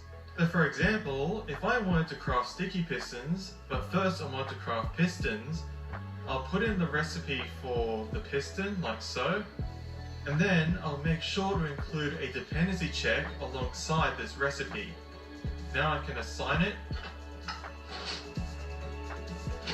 And for the next recipe, we need to make sure that the slime balls are positioned directly above the sticky pistons. So I'll put the slime balls in the first slot, and then I'll leave all the other slots empty, but I need to make sure that I pull out the item to encode the fourth slot, which is directly below the first slot. Include that in the encoded minecart, and then assign this to the queue. Now we can start the crafter like so.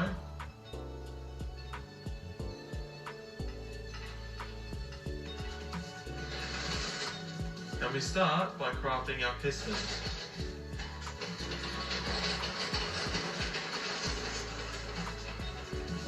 There we go, the ingredients for a piston. And out comes the items.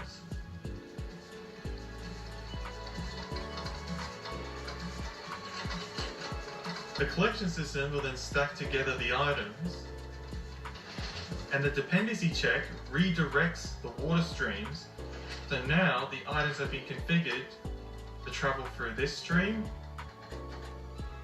up this water elevator, and right here, this is the crafting buffer, which is positioned right above where the minecarts of the next recipe are. As you can see, we have the fourth slot, which is unlocked. It receives the pistons from the crafting buffer. So now, if we have a look inside of our crafters, we got the slime ball, 2 dummy items, and the piston. The dummy items are removed, and we craft the sticky pistons. So that is a relatively simple recipe. Let's try a much more challenging recipe and one of my personal favorites, hopper minecarts. The cool thing about hopper minecarts is that it involves many steps which branch out from the most basic materials, like using logs to make planks, then using those planks to make chests, and using the chests to make hoppers, and finally combining hoppers with minecarts to make hopper minecarts. The way this works in practice is that we need 2 operations of logs to make into planks to get a total of 8 planks in the buffer. Remember that the crafting buffer will not release its items until our recipe calls for it. The chest recipe is interesting because it is entirely composed of items taken from the buffer. We make sure to include a dependency check on the chest to be used for crafting hoppers. The hoppers are also buffered. However, you might notice a problem with the next step. We only have a single crafting buffer, which is currently occupied by the hoppers, but when we craft the minecarts, they will also need to be buffered to be used in the final step of making hopper minecarts. Fortunately, unstackable items are special and get their own dedicated buffer. However, if our minecarts were a stackable item, then it wouldn't be possible to use them in the final step of making our hopper minecarts. A great example of where this can bite in the arse is trying to do a similar crafting sequence to get chest boats from nothing but logs. The first step of crafting the chest goes perfectly fine, however the chest will just sit there in the buffer until they are needed. Meanwhile, you prepare another batch of planks for the boats, but when the boat recipe calls the planks, it will dump the chest as well because the buffer doesn't know where the chest is supposed to go. You might think that this is a design flaw, however I would call it a compromise, because to add in more buffers would mean you'll need more items to encode those buffers. Encoding the slot reservation for a single buffer was difficult enough. Encoding another full buffer would then double that complexity. We should also consider that if there's too much nonsense going on with processing multiple buffers, the items could potentially just despawn waiting to be assigned. So a single buffer is a good compromise. A compromise which limits us to linear crafting sequences. With all this in mind, let's actually go through with a hopper cart recipe. So the first step is to put some oak logs in the first slot and make sure that we assign the dependency check. What we need to avoid doing is putting both of the logs in the first slot because we need to have 2 separate crafting operations making planks. Let's go ahead and assign it to the crafting queue. And there goes our carts. Then we got the second batch of planks, which are also a dependency, and assign those to the queue. This next recipe is the really interesting one because it is entirely composed of the oak planks that we craft in the previous 2 recipes, and so all of our input slots are empty And what we need to do instead is pull the items from the buffer, and to make a chest we obviously need to surround the middle slot, which is empty. So we grab all of those slot reservation items, throw them into the encoder chest, and also keep in mind that we need to use the chest later to craft the hoppers. So the chests are also a dependency. So that's the chest assigned. And the next one, we need to make the shape of a hopper. But the middle slot is where our chest will go, so that is empty. We put iron in these slots. Make sure that we grab the middle slot reservation for the chest. And also our hoppers will be a dependency for our hopper minecarts. So we go ahead and assign those. And now we make the shape for our minecart.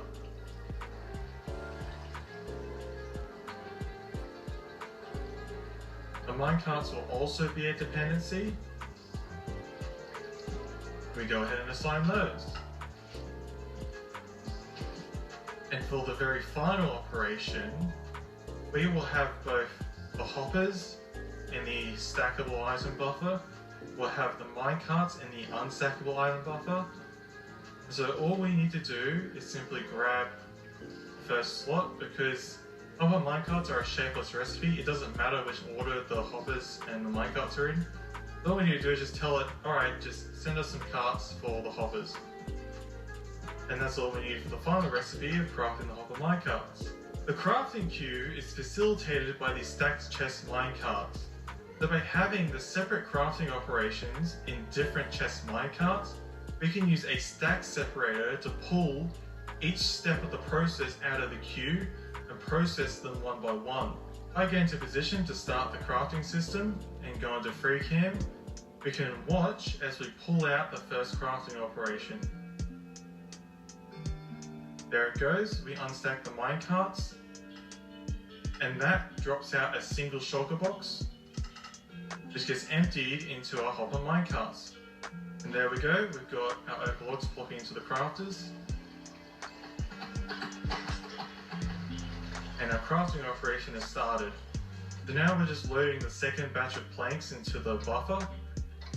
And here we can see all of the minecarts which have been unlocked to form the chest recipe. There we go, that's all the planks distributed. And now we're crafting the chests. And here are our chests being loaded into the buffer, and once they're finished, there we go, we activate the distribution, drop the chest into the middle slot that we allocated.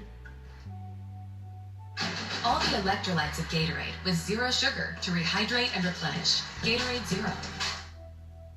Stop dreaming, start booking. Your next trip is just a deal away on Priceline. Priceline.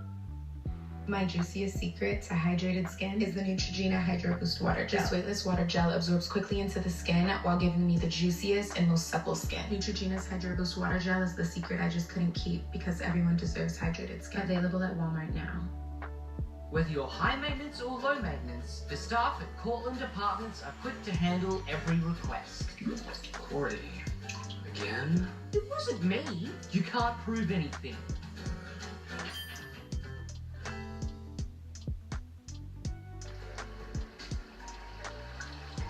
And from this we make our hoppers.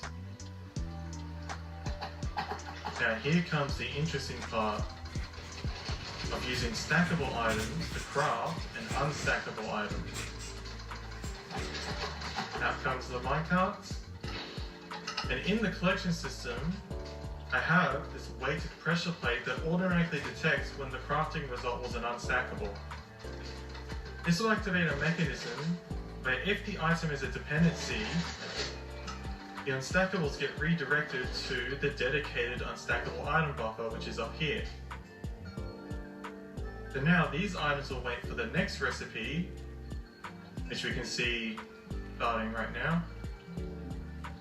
Yep, there we go. So these minecarts go in, and the unstackable items chase after them. There we go. We've formed the recipe for the hopper minecarts, and now we're crafting the copper minecarts. And eventually what we are left with is exactly 64 shulker boxes filled with hopper minecarts. However, there is clearly a step that's been overlooked, like how did the items get into shulker boxes in the first place? Well, it turns out that loading the items from the crafter into shulker boxes is actually a pretty difficult problem to solve, mainly due to one of the more common recipes being colouring materials like glass. These particular crafting operations produce up to 8 items per operation. Multiply by 1,728 crafters, and what you get is around 13,824 items in total. One of the best shulker box loaders you can get is this 8x hopper speed design by Hampton, Floppy and Lumi, which can load a shulker box every 1 minute and 44 seconds. This is pretty damn fast. With a full crafting operation on something like red stained glass, it would still take almost 12 minutes to load all 8 shulker boxes. And item empties can only last 5 minutes before they despawn, so assigning each crafting operation to a single loader, and you would lose a significant amount of items. To address this problem, you can try using multiple box loaders in parallel.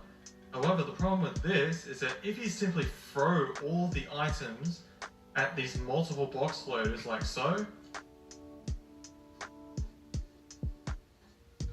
at the end of the operation, you're not guaranteed to get fully filled shulker boxes. In fact, if we have a look inside of the box loaders, we can see we are suffering from exactly the same issue as the original Universal Crafter, where our items have been spread out in more boxes than we need to actually store them. The solution is to take all the items from a single crafting operation, measure out exactly 27 item slots worth, and then assign those 27 item slots to a single dedicated box loader to ensure that you always get full boxes as the output. But the problem is that the items from each crafting operation arrives in a big batch, which means now we need to solve the problem of how to measure out those 27 item slots worth. My first solution was this, a stack separator that will take an item batch like so, and separate 9 item entities at a time with each pass. And then we'll have a counter that counts to 3. So with 3 times 9, we get 27 item stacks in total. And so the output ends up being exactly 27 item slots worth of items, all batched together. It certainly looks really cool, and it's really satisfying to watch as it separates the item stacks. However, it functions completely under a false assumption that every individual item entity is the maximum stack size it could possibly be. Let's say that we take the items from a single crafting operation that's very simple, such as pistons. A relatively simple operation like this produces only a single item per crafter. And so, if I start removing the item entities one by one, using this command block, you can see every single item stack is exactly 64 items. However, what about a crafting operation with twice the yield? Well, if I start teleporting individual item entities to my player, but you look at that, the first item that we got isn't a full stack of 64. And the problem with inconsistent item stacking gets even worse as we increase the crafting yield. For example, the red stained glass crafts 8 items per operation. If we start giving ourselves each individual item entity, you see there is a massive desync in the amount of items in each item stack. So not only do we have a problem with partially filled shulker boxes, but we also have a problem with partially filled item stacks. It's starting to increasingly feel like this problem is just impossible to solve. That's it, if this game isn't going to give me a neat way to manage my items, I'm just going to brute force the crap out of it. Dispense 27 hopper minecarts, block off their slots with dummy items, and then force the items to stack together into a single item slot in each cart. And that way, every item batch is always guaranteed to be exactly 27 item slots. Then tack on multiple independent box loaders to take each item batch, and we obtain our perfectly balanced box loading with 0% item loss. And this works with unstackable items, 16 stackable items, and of course 64 stackable items. And yes, we can craft 16 stackable items and send them to the output. However, when it comes to crafting operations, 16 stackables are in a bit of a weird place. In theory, we could use 16 stackables as an ingredient if we remove 3 of these dummy item stacks and allow the cart to fill up with 16 stackables like so. However, with the inconsistent item stacking problem that we established, this would cause a lot of problems with the sequential crafting mechanism.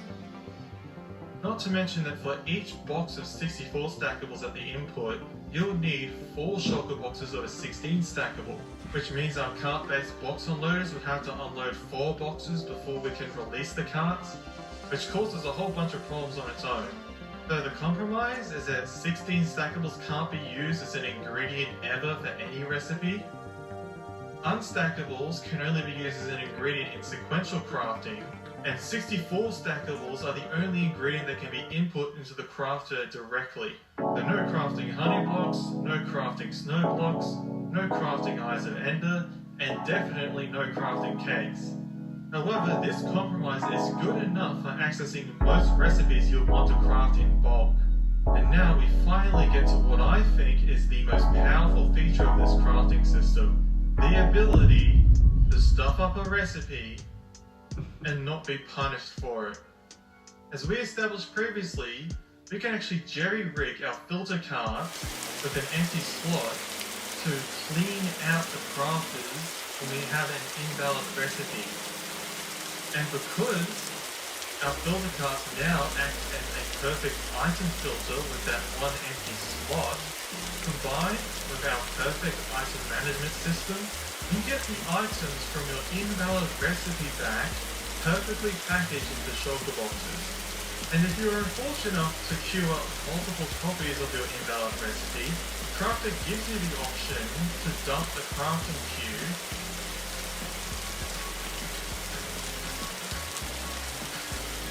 and pull out all of the remaining items. Now that is what I call an intelligent design. Now of course, there are much more horrible ways that the crafting can break if things go really badly. Like one of the most annoying issues that I've come across is items getting stuck in these stacked mine carts. Because if there's an item somewhere in the cart stack, it's not guaranteed that you'll be able to access it. This is why I've also added a cart management system, so what I can do is click this lever, and then press one of these buttons to select a stack of carts, and that stack of carts will be disposed, and you'll be able to see all the dummy items that come out of it, and any random junk that happens to be stuck in the mine cart. This machine is what allows us to automatically stock up the cart storage. So if I go ahead and hit this button, we'll then create a stack of 27 minecarts with all the slots occupied with dummy items from scratch. And then automatically load this stack of minecarts into whatever slot is unoccupied. So it's important that you always disable the cart disposal, otherwise you start destroying minecarts whenever you try to craft a recipe. There is also a problem of potentially losing items from the dummy item buffer if you're dumb enough to configure a recipe to use more dummy items than you need. To help mitigate this problem, we have this water stream which you can simply dump items into, and they'll go straight into the dummy item buffers. There is also a lot of specific items that have specific purposes all over the machine everywhere. And if these items get picked up and dropped off in weird places, things can go really badly really quickly. In fact, I would suggest that a technical behemoth such as this machine is only suitable for technical players who can understand its wiring and know how it works. Which means I think it might not be a good idea to publish this design as a world download. It's not even ready to be built in survival. This empty box line isn't connected to anything. The empty box input to the box loaders is using carpet mod magic. I think the ultimate goal is to build the crafting system on the Wave 2 server just like we did with the 1728 furnace array, which, if people remember, was published before it even had an input system for the items as well as the fuel. And I don't want to repeat that mistake. But I do see a bright future for the Universal Crafter concept. For almost a decade, we have dreamed of the applied energistics matter energy storage. where from a single interface you can queue up bulk crafting operations which propagate through every dependency to make the items you need on demand. And I think this crafting system is a component of that. Of course right now, it only takes recipes set by the player, but with the chest cart input and the way that we handle dependencies, it should be pretty straightforward to build an algorithm to generate crafting sequences automatically. This was an enormous project that took an enormous amount of time and patience. And you know what? Out of the goodness of my heart, I will include a world download in the description for people to play with. But please, for the love of God, do not try to build this thing in survival. It is just not ready for that. And if you enjoyed this deep dive into the world of pain and suffering I've endured for the past 2 months, then consider subscribing. Maybe then I could justify the amount of effort I put into this. Thank you all very much for watching, and I will see you next time.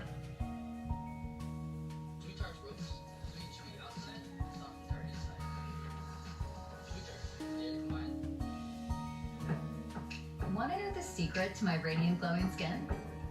Aveeno Positively Radiant with clinically proven soy. For more radiant glowing skin in 1 week, try Aveeno Positively Radiant.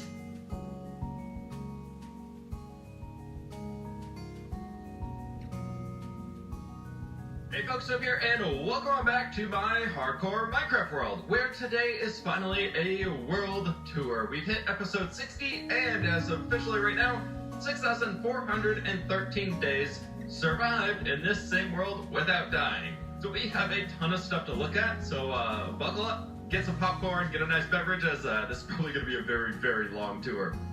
Everything started right here with my starter base. Well, actually we spawned in at the far side of the mountain, but we'll get down there in a moment. But this is the house that I built first, and honestly I still live out of it, with a lot of my storage still in here for a bunch of various things I haven't built storage rooms for.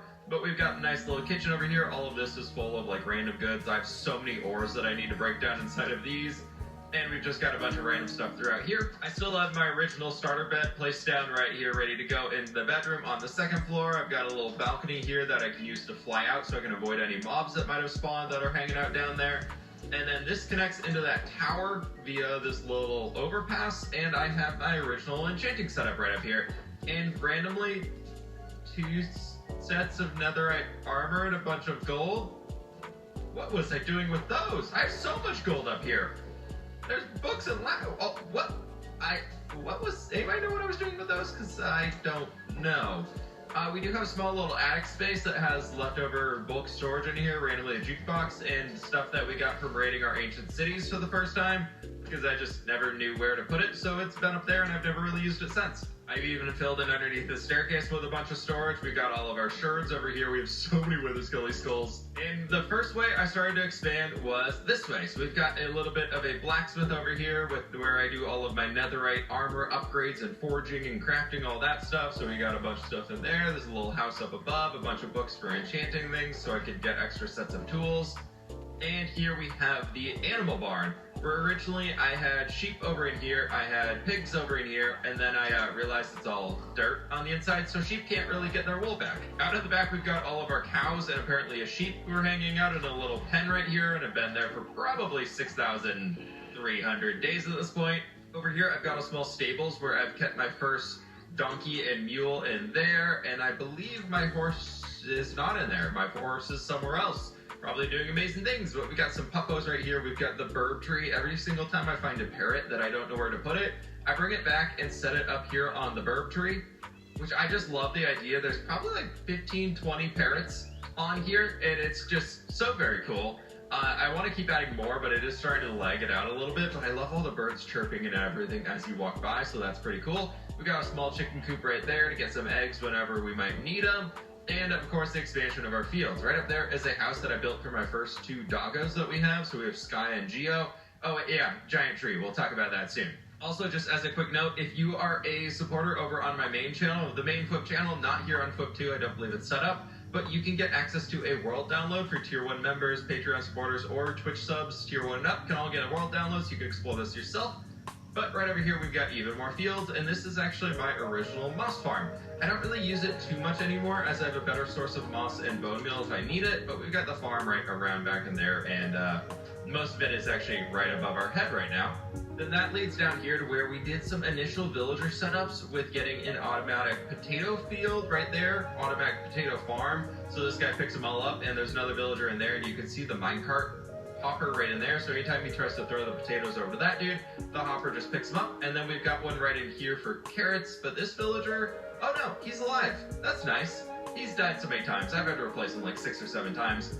And that's okay. That's fine. He's alive again, so that's good. Right back in here, we've just got an extra storage building that I was planning to build out, and right now it just has a mine track that goes all the way back to my villager breeder and trading hall, which we'll get to in a little while. And so we didn't really finish those off, but we'll get to them eventually. Got some more custom trees, and we got a little bit of a vineyard patch right here. Of course, more fields. This building is a bee farm. I wanted to build a giant greenhouse with a bee farm attached to it. So back here we have our honeycomb farm right in there, which is out right now because that filled up very quickly and I just haven't needed it. Then we've got just the cool little greenhouse section in there. And then if I do need to do any bee breeding, I've got this little setup right here, which is a little full of bees. So yeah, that's fine. I guess if I ever need bees, I have them ready to go right there. Continuing down into the valley, we're definitely not doing this in order of episodes at all, just kind of naturally where the pathway takes us. We will loop back up and check out a bunch of stuff on that side, as it's very, very cool. But here we have my sheep farm. We've got a bunch of sheep on the outside here, and then I breed them up if I ever need a lot of a bulk color. But I actually built another sheep farm recently, so I don't really need to do that. But in here, I've got one of every single colored sheep and an automatic farm hooked up, so if I ever do need any wool, I can come down here and get any of the colors that I might need. Continuing further, if we take a right on this pathway over here, it leads us beyond a bunch of other fields that we have down into my fishing dock, where I just kind of randomly built a big old fish. We got this little fishing dock set up, and I believe somewhere in here I have a really strong fishing rod. I think I did. I might have taken it out of here. But my plan was to come here and just catch fish whenever I needed anything or just wanted to kill some time. We've got a bunch of turtles over there beyond the squids. We can ignore those for now. Added this little house recently, and we'll get up to all of that cool. There's a whole city back there, some windmills on the hill, and all that stuff. Up at the top there, we'll check it out in a moment once we work our way back up, but that is a lumber mill, where I actually have one of my main storage rooms, which is all of the wood storage that we need inside the game. It's all stored in that building. A big rule I have in this world is I want to continue to explore and walk around everything. So up there is my lumber storage, we've got stone storage, and all of them scattered throughout the entire city region. So it gives me reasons to explore around everything I built instead of just being like, cool, built it, now I'm going back to my mega storage room and I'll never look at this stuff again. But down here we have just a little fun place of a bunch of houses with a small like village of sorts, just to fill this space because I didn't want to put yet another field. I mean, we can never have too many fields, but I felt like maybe we should have something other than a field right down in here. And then up here when cherry trees came out, we added this little bit in here of a small cherry tree orchard. I know it's not realistic, but it's Minecraft, so it's fine.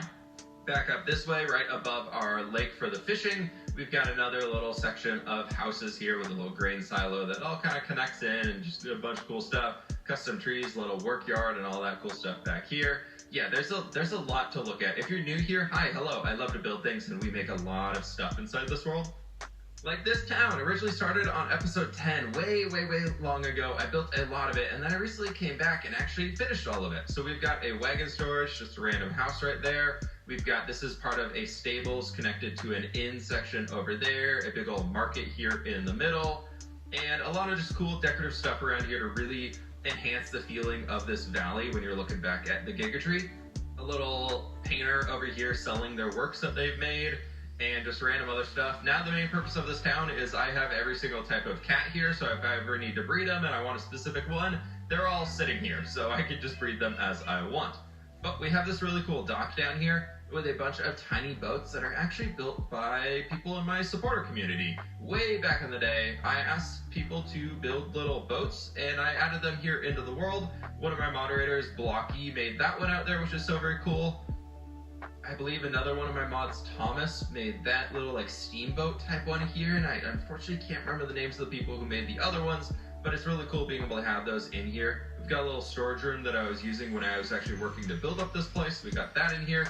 A lot of this space we're standing on is all terraformed and everything, and you can see the rest of the little houses over here. Fields stretching as far as the eye can see back towards World Spawn, which is actually right at the edge of that roof right there, that is World Spawn, which we'll go into in a moment and kind of loop our way back around everything. The new expansion I made to the town, if we go past all of the cats, is this section over here, where we added in this little fish cleaning area. We've got a new build here. We've got a larger dock section with a much larger boat over here delivering a fossil from our desert region of New Papyrus. Showed that that was excavated out here, and they traded it with the region to bring back into the city, so that's being dropped off here. But another massive storage room, big old tower, and all that stuff, and just a few more houses along the back street here to bring it all home. Little flight into the sky. You can see the valley that we've been walking through right over here, and I really, really love how this has all turned out. I think it's been so absolutely special to be able to build everything. And before we get too far away from everything, let's go to World Spawn, check out these things, and we'll jump back up there. I guess we can start along the road here. This is the output of a fully automatic wheat farm. So we have a really, really massive system just producing wheat endlessly because I wanted 1, hay bales, and 2, I wanted a lot of packed mud. And I really didn't want to have to keep harvesting my fields because they're kind of meant to be decorative. So that's how we figured it out. That actually, the farm for it, if we come up here into the mountain, is hidden right here. So it's an Allay powered, oh geez. All right, yep, let's not die in this world tour. It's an Allay powered, oh my gosh, what happened to all the bees? They've been duplicating. Okay, right.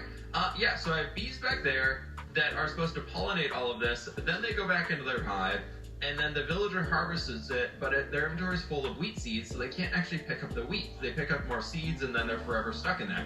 So our little Allay here, he will go around and pick up all the wheat on the ground, and when that note block chime happens that you just heard, he drops it off here. That all goes into these, which used to be the full storage. Then I just hooked it into a water stream that takes us all the way back out here to the storage building. I absolutely love having that setup. It was really fun to design. One of the first redstone projects that I fully made myself, which was really cool to do. Ooh. Let's stop falling in things. Let's really try to stop falling in things. That'd be absolutely great. That's Harry down there. He's been in this little place for a long, long time. He hangs out there though. But here at World Spawn, we've got ourselves an iron farm. Of course, like every single person with a long-term world, you always have an iron farm at spawn so that it is constantly producing.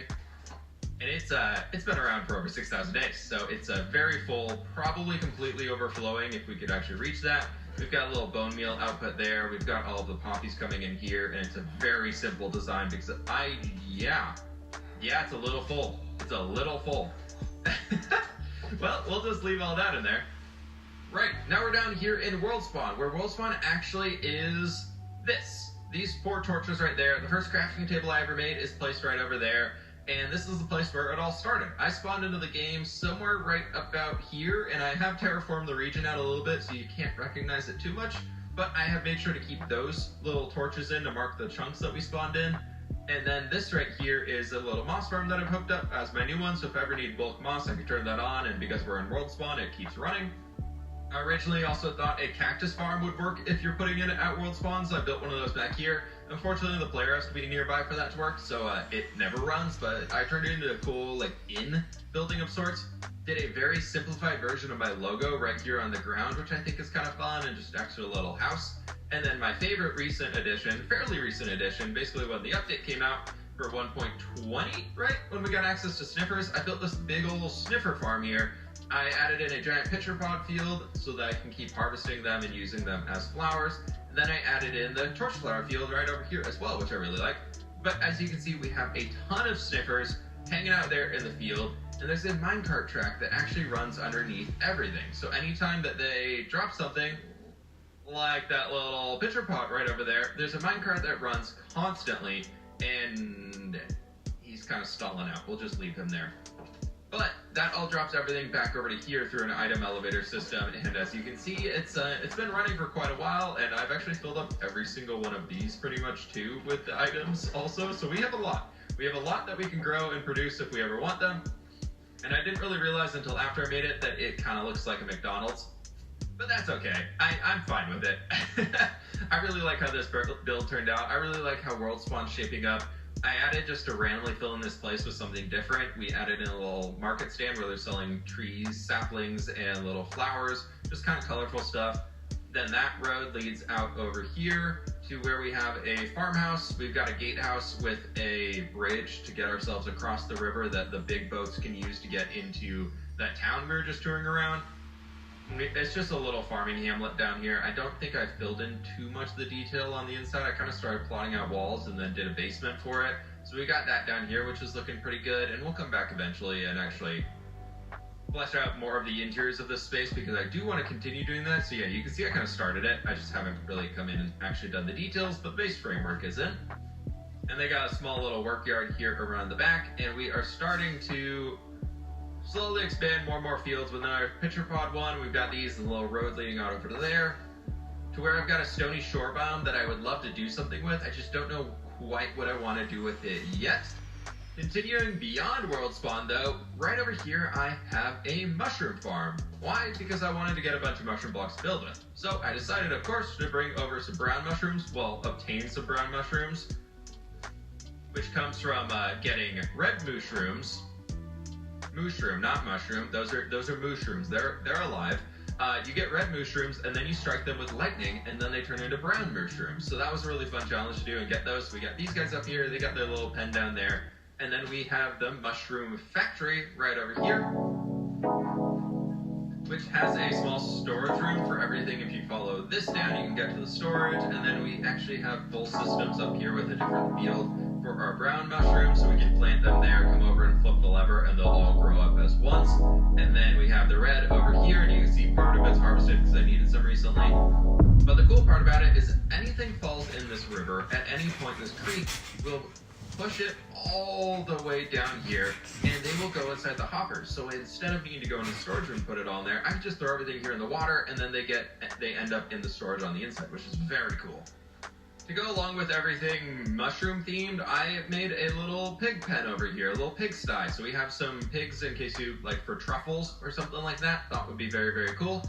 And I just kind of kept them in over here. And if you follow this road going along this way, there's two things to see out here. First, we have the mud brick castle. When mud bricks were added into the game, I wanted to do something using them to build up something really cool. So we built this smallish castle, which I love so very much. It's one of my favorite builds inside this world, and I would love to come back here and do some more with it because, well, it's a little hollow. But that's okay because it looks really dang cool. It was meant to be a backdrop in this world originally, and I really love it. And it also has this cool system here. This waterway actually leads out to a massive ocean that connects into so many other places, reaching 5,000+ blocks in different directions, which is really cool. So we kind of are building civilizations based around the ocean. So I added this little gate here so they can defend against ships coming in. They can raise it and lower it as they want to. But yeah, this guy turned out really, really cool using our mud, using our calcite, our deep slate, and all that stuff. And I just love it. It's a really, really fun one to look at and just kind of have in the background of a silhouette here in the world of this really cool, like, brownstone castle of sorts with our brick and our mud and all that stuff. If we go back over here towards the mushroom factory, we can continue along this road, which currently branches off in two directions. One going out that way because I accidentally got lost while I was building the road and went the wrong direction. So that's a future quick build site out there, but otherwise you can follow this one here to where I built this cool little fishing village with, of course, goats. I think goats are such a cool mob, but they're such a pain to keep in places to actually, have them stick around. So unfortunately, all these guys are leaded here to fences, so they try and jump away, but then they just get tethered back to their bush and they have to come back here. So I do feel kind of bad about it, but it means I get to hang out in the nice pasture I made for them. Now inside of here, we've got a few fields. We got a little chicken coop right there, and then we have some villagers who are hanging out that you might see. We've got some wandering trader llamas, and this is a build project that I was just kind of in a slump in this world, and I didn't really know what I wanted to do. So I was like, you know what, we're just gonna fly out here, we're just gonna get to work and see what comes from it. So this entire train that we're standing on, I actually wanted to raise it up. So the original train is about down here, and that continues across the entire space. So we've got this really cool cliff going all the way over here. And since they're connected to the ocean, I figured the harbor would be kind of rough to build. So I wanted to go off this theory of we have these really cool tide flats where the tide is just washing up against these cliffs. You can see them hollowed out and weathered over many, many years. And then the fishermen in this village built this little bulwark here out of their stones that they piled up with all the dirt on top and everything as a safe place to bring their boats down this cliff using some sort of mechanism that I wasn't able to design because it's a diagonal and was kind of difficult to do. And then we can put the boats in there, safely get all set up, and then go out fishing and all that stuff. Which led into needing to carve this all out. This used to be a beach biome, so that sand extended almost across the entire thing. And I needed to hollow it all out through here, including this entire canyon. There was a very thin, like 1-2 block wide river that went through here. And I cleared all of that out as a way to make that castle make sense with its little own archway and everything. So that was a massive project to dig everything else out, but it was just kind of one of those. I was like, ooh, what if I did this? Oh, maybe I'll do this next. Okay, we're gonna go over here and do this after that. And then bam, bam, bam, bam, bam. And it was really fun. So I'm really happy I decided to take on this project, and I thought somebody destroyed my door. No, every single one of these houses just has a bed and a workstation in it, so the villagers want to keep doing stuff and hanging out in here, because I did kind of steal them from their village. So sorry guys. I built you a really cool village here though, so that's fun. But that's more or less the extent that I've went off in that direction in this world so far, so we can return ourselves back to World Spawn, and you can see the giant world tree over there. That is something that I just wanted to build a giant tree. It's as simple as that. If you played the game God of War Ragnarok, I got very inspired by the world tree that you see inside of the place where you're transferring between the different realms. I thought it was so cool, the diagram they had in there, so I wanted to build this big old thing, make it shattered in the middle like that tree was, and then just kind of kept building across that, and thought it was so fun. We went through a few iterations of adding leaves on top, and we're close to 70,000 azalea leaves on this thing, and I put more than, I think, 60-70 hours worth of work into it. And we can also go up here, because during that project, or near that project, I decided to start running around and getting advancements, just as something else to do in the game. So for getting the Star Trader advancement, you need to put a villager at world height. So I had this guy previously just on a dirt platform all the way up there, and we decided to give him a little bit of a home here, instead of just living all the way up there. So now he has a cool airship, and he's got this cool lore behind him if he's our Star Trader boy. And our world looks really small from up here, but we've basically toured through all of that so far, all the way out there in the distance. And we can do this and start the city and go through all that, then we'll loop around Villager Trading Hall, and then we'll go off in that direction and check out some more really cool things. You know what, we'll start at the end of this road so we can continue walking straight. We don't have to backtrack that much. But all the way out here, if you've seen episode 58, where we just completed episode 60, no, 59. Yes, 59 here. I started a new custom terraforming project, and it's gotten massive. It's really, really cool. I'm so excited to continue this, and we're slowly working towards it. So that's all the way out here. This alone took about 50 hours to make, because this whole thing was a forest like that, and I cleared everything out, and it's all completely built up on top of itself, all floating, gathered materials, and all that cool stuff. And I'm really hoping to continue expanding it, but you can kind of see the underside there as we're going backwards. The goal is to cover multiple biomes back here and just create my own custom environment, my own custom world inside this Minecraft place. That is where I got all of the azalea leaves for the tree. I still just need to clean up the rest of it because I couldn't be bothered after I finished the tree. I needed a little bit of a break.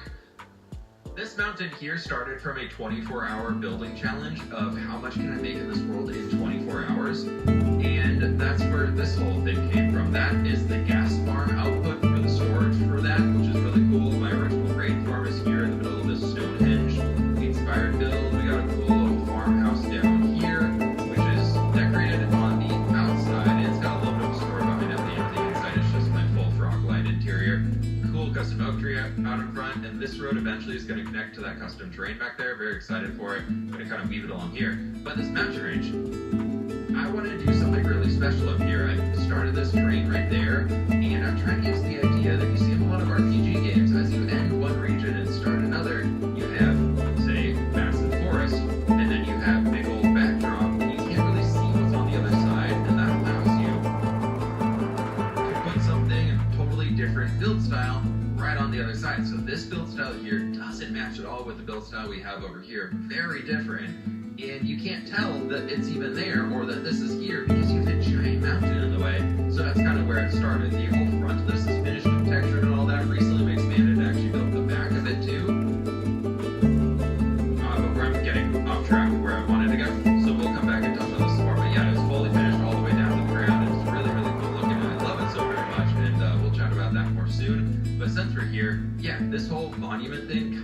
about what you see in like the Halo games.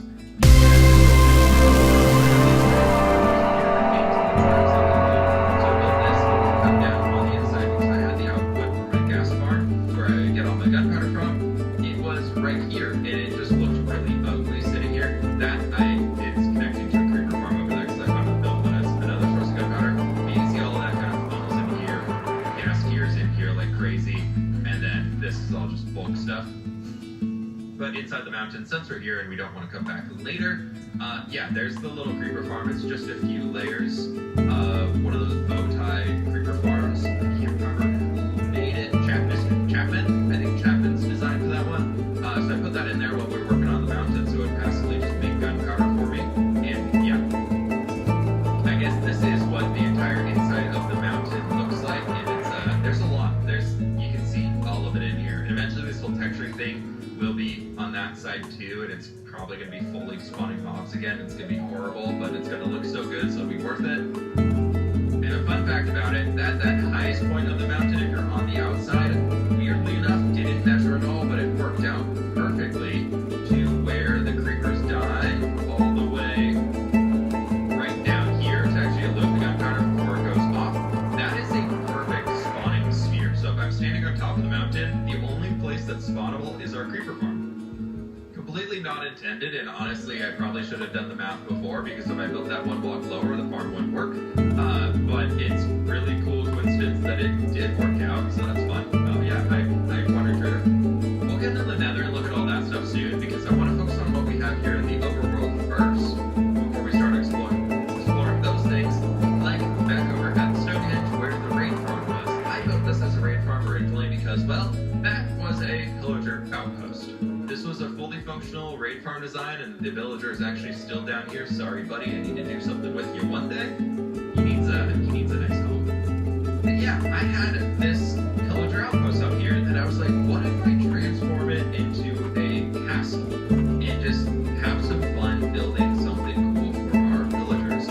So this is actually a spawning pillager outpost. As we get closer, you'll start seeing some villagers popping in. I put this really cool forest around it. Very inspired from games like Kingdom Come Deliverance. Oh, the boss screw! No, I need to come back and fix it. Don't tell me. Oh, it's the crafter pet too. What's your name? Oh, Precious. Hi, Precious. He's staying there. Thanks, buddy. Yeah, I trapped him in there to go full pillager vibes. How did the grass grow? Oh, it probably came from underneath. Oh, that's a bummer. Okay. Well, in here it looks really cool. Where are all the villagers, though? That's what I want to know. Yeah, there are plenty of spaces for them to spawn. They're usually all over the place here.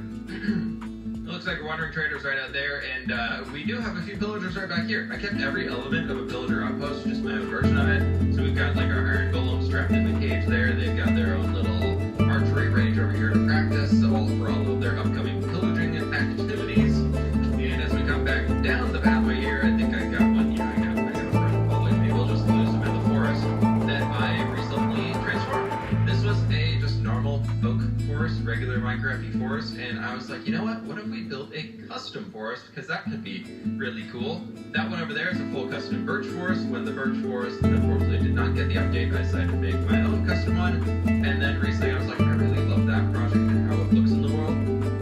So what if we come back through here and build our own custom oak forest to go along with it, and really just kind of fully customize this spawn zone? I think that's my end goal, is to have everything out here just fully custom made stuff that I've done myself.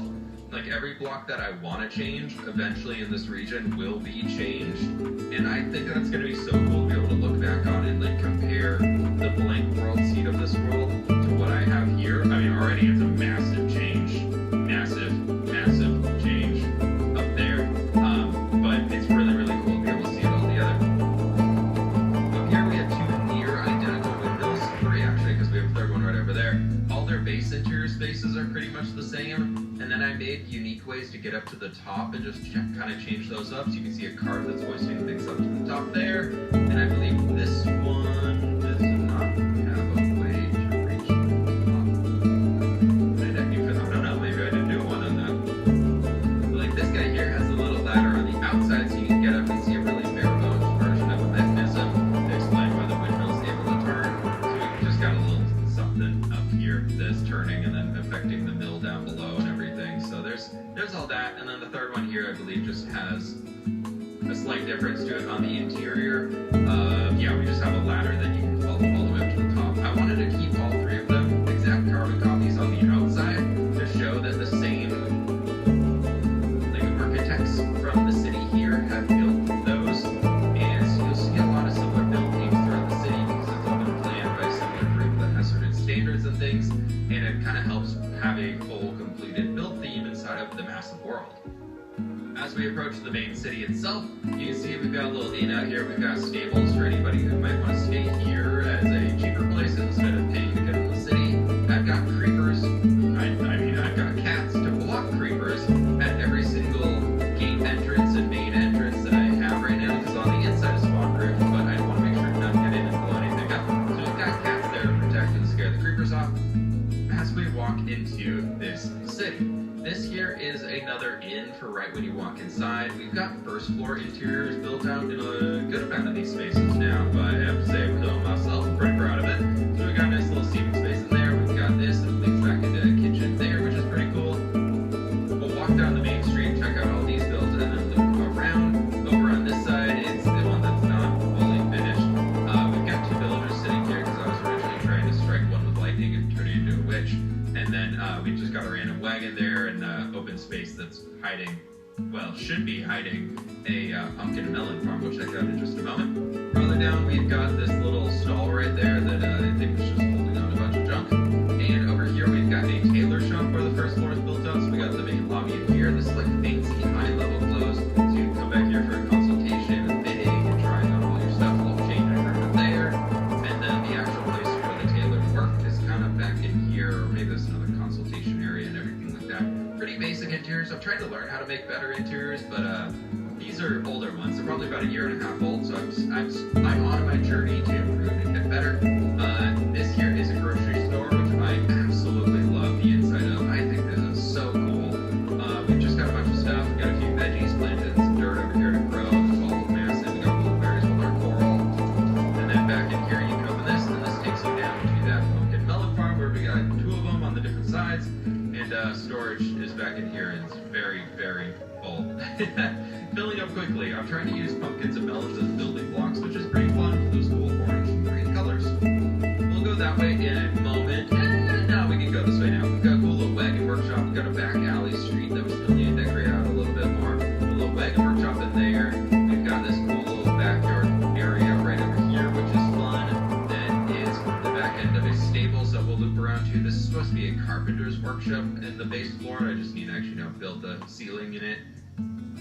And then up here we've got a cool custom tree. I'm really trying to make sure greenery stays in this entire world, so it's a big element that I'm trying to force into the city.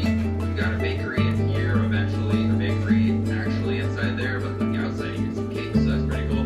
This leads farther down into the city, but we head back towards the main gate for now, where we have the upstairs of our carpenter's house. We've got a smithy in here that it has a little bit of a story around it of two siblings that are both blacksmiths. So we have one station, two stations that are kind of mimicking each other, and then we have some ores. We have all their coal that they need to like keep the furnace going and the forge going and all that stuff. And it's just kind of cool little small story with the build instead of just a blank build. Or generic interior, I should say. Right over here, we've got cool little shrines built into the city walls. When I was working on the city originally, I had just gotten back from my honeymoon where we went to Italy and touring around Rome and a lot of the other really old world cities that we were able to walk around. Absolutely beautiful. So I saw a lot of these shrines and things. I kind of want to bring that into my own Minecraft build. That's a special way to do it. So we have pops of color, just flowers, and who knows what's actually being honored there. But I thought it was a cool element. We've got banners going across just for extra color and vibes. Little small gardens inside the city I think is very important. We've got a market square out here. And you see these tiny micro blocks. I added the data pack that gives the wandering trader the ability to trade one of the main block and one emerald to get 8 micro blocks of a type. So we have a bunch of them scattered throughout for just extra details as kind of custom player heads. Inside here we have the stables where we have one of every single type of rideable mob in the game except the camel, because I haven't brought one over since they were added to the game. We've even got a skeleton horse back here. We've got a little manure pile and a place for them to hang out or as they want to. But people can come and drop their mounts off here as they come into the city, and then they can further explore on foot. We have a bunch of back alleyways and things like that that are really cool. And we're back at the main gate where we can continue. We went down the main street there. We go to the left here, and it leads you along another little farming patch. We've got a big old adventurers guild in here, which I'm very much looking forward to doing the interior. It just hasn't quite happened yet. So you've got at the back of the inn, the kitchen that we were touring around a few moments ago connects right there. You've got this cool little sitting area for the inn patrons to be able to come in and just have like a lush little retreat inside the city, off of the main street, and hopefully away from the hustle and bustle. But up here we've got a library that has a connection point up to a little second floor study that I haven't done, but we have done the first floor, which is going to be housing all of the common and question of the day books. As we fill out a book, I'm going to throw it up here on the wall, and I'm about to fill out the first one. I think I might honestly just throw it in here now because I don't have an interest. I need to go find one. Where did I put that? But anyways, down here we have a little reading nook that you can hang out in as you want to and just kind of read some books and pass the time throughout the day. And the upstairs is that little section we were just looking at a moment ago. As we continue straight along here, that goes down into our main square area in front of the town hall, but this little side route just has some extra builds on here that are pretty cool. I just wanted to kind of finish off this border with buildings to hide the rough base of the mountain. And we've got a cool little lookout of sorts right up here for somebody who's kind of just living on the edge of the mountain and hanging out up here. They have that for them, just adding random little details throughout. This is kind of meant to be a chapel of sorts, something really, really old. As you step down into here, there's an entrance to a crypt that eventually I hope to turn that into an actual door and have a way inside to be able to go explore around there. We need to still fix up that face of the mountain and actually finish up the tree and be able to round that out there because it's just a big flat face that I had to carve into to make space for things. I'm trying to keep moving forward on this tour as we're almost at the 40-minute mark already. But this building has a fully completed interior, and I love it so much. The town hall has a bit of a story that it used to be a mansion or manor for some royal family that was then converted into a town hall. So we've got a really cool room in here with the contrast between the orange and like the cyan blues, which is just a meeting room now. Over on this side, they took some of the other downstairs room and have like a front office here if you need to chat with anybody at the town hall. And then you have like extra little meeting rooms in here, and we've got another one hidden right back in there just for extra places to fill out the smaller rooms that we have. That one leads into the garden itself going up above, and then back here we actually have a kitchen that they had kept in and still use for whoever's working here. They can kind of store food in the kitchen and use them, maybe get some food as they're going throughout the workday. But we can come up to the upstairs where we've got this cool staircase that leads into that central area above our middle that has a just little supply closet in there. A lot of fun decorations, really trying to go for that contrasty acacia and warped wood theme in here, and the dark prismarine, and I think that's cyan terracotta and all that. Changing up the feel as soon as you walk into this room, we've got what I originally was going to bring in as my bedroom, but I don't think I'd ever used those beds. And I built a little tiny back office in here where we've got an extra, so I guess if I need it right now. Extra little storage and what was a closet right in there. The second floor has been kept mostly as living quarters, so we got a bunch of beds in here for what would have been the kids' room previously, and then we have this room because when I was working on this video for this place was actually my 1000th video on YouTube, and honestly I just didn't know what to put in here, so we got a big old 1000 up there, so that's pretty cool. Then we got a display room with some beacons, some wither skulls, we got nether armor, diamond armor, and gold armor kind of weird on the sides, and I just think it's really cool to see that at the end of the hallway here.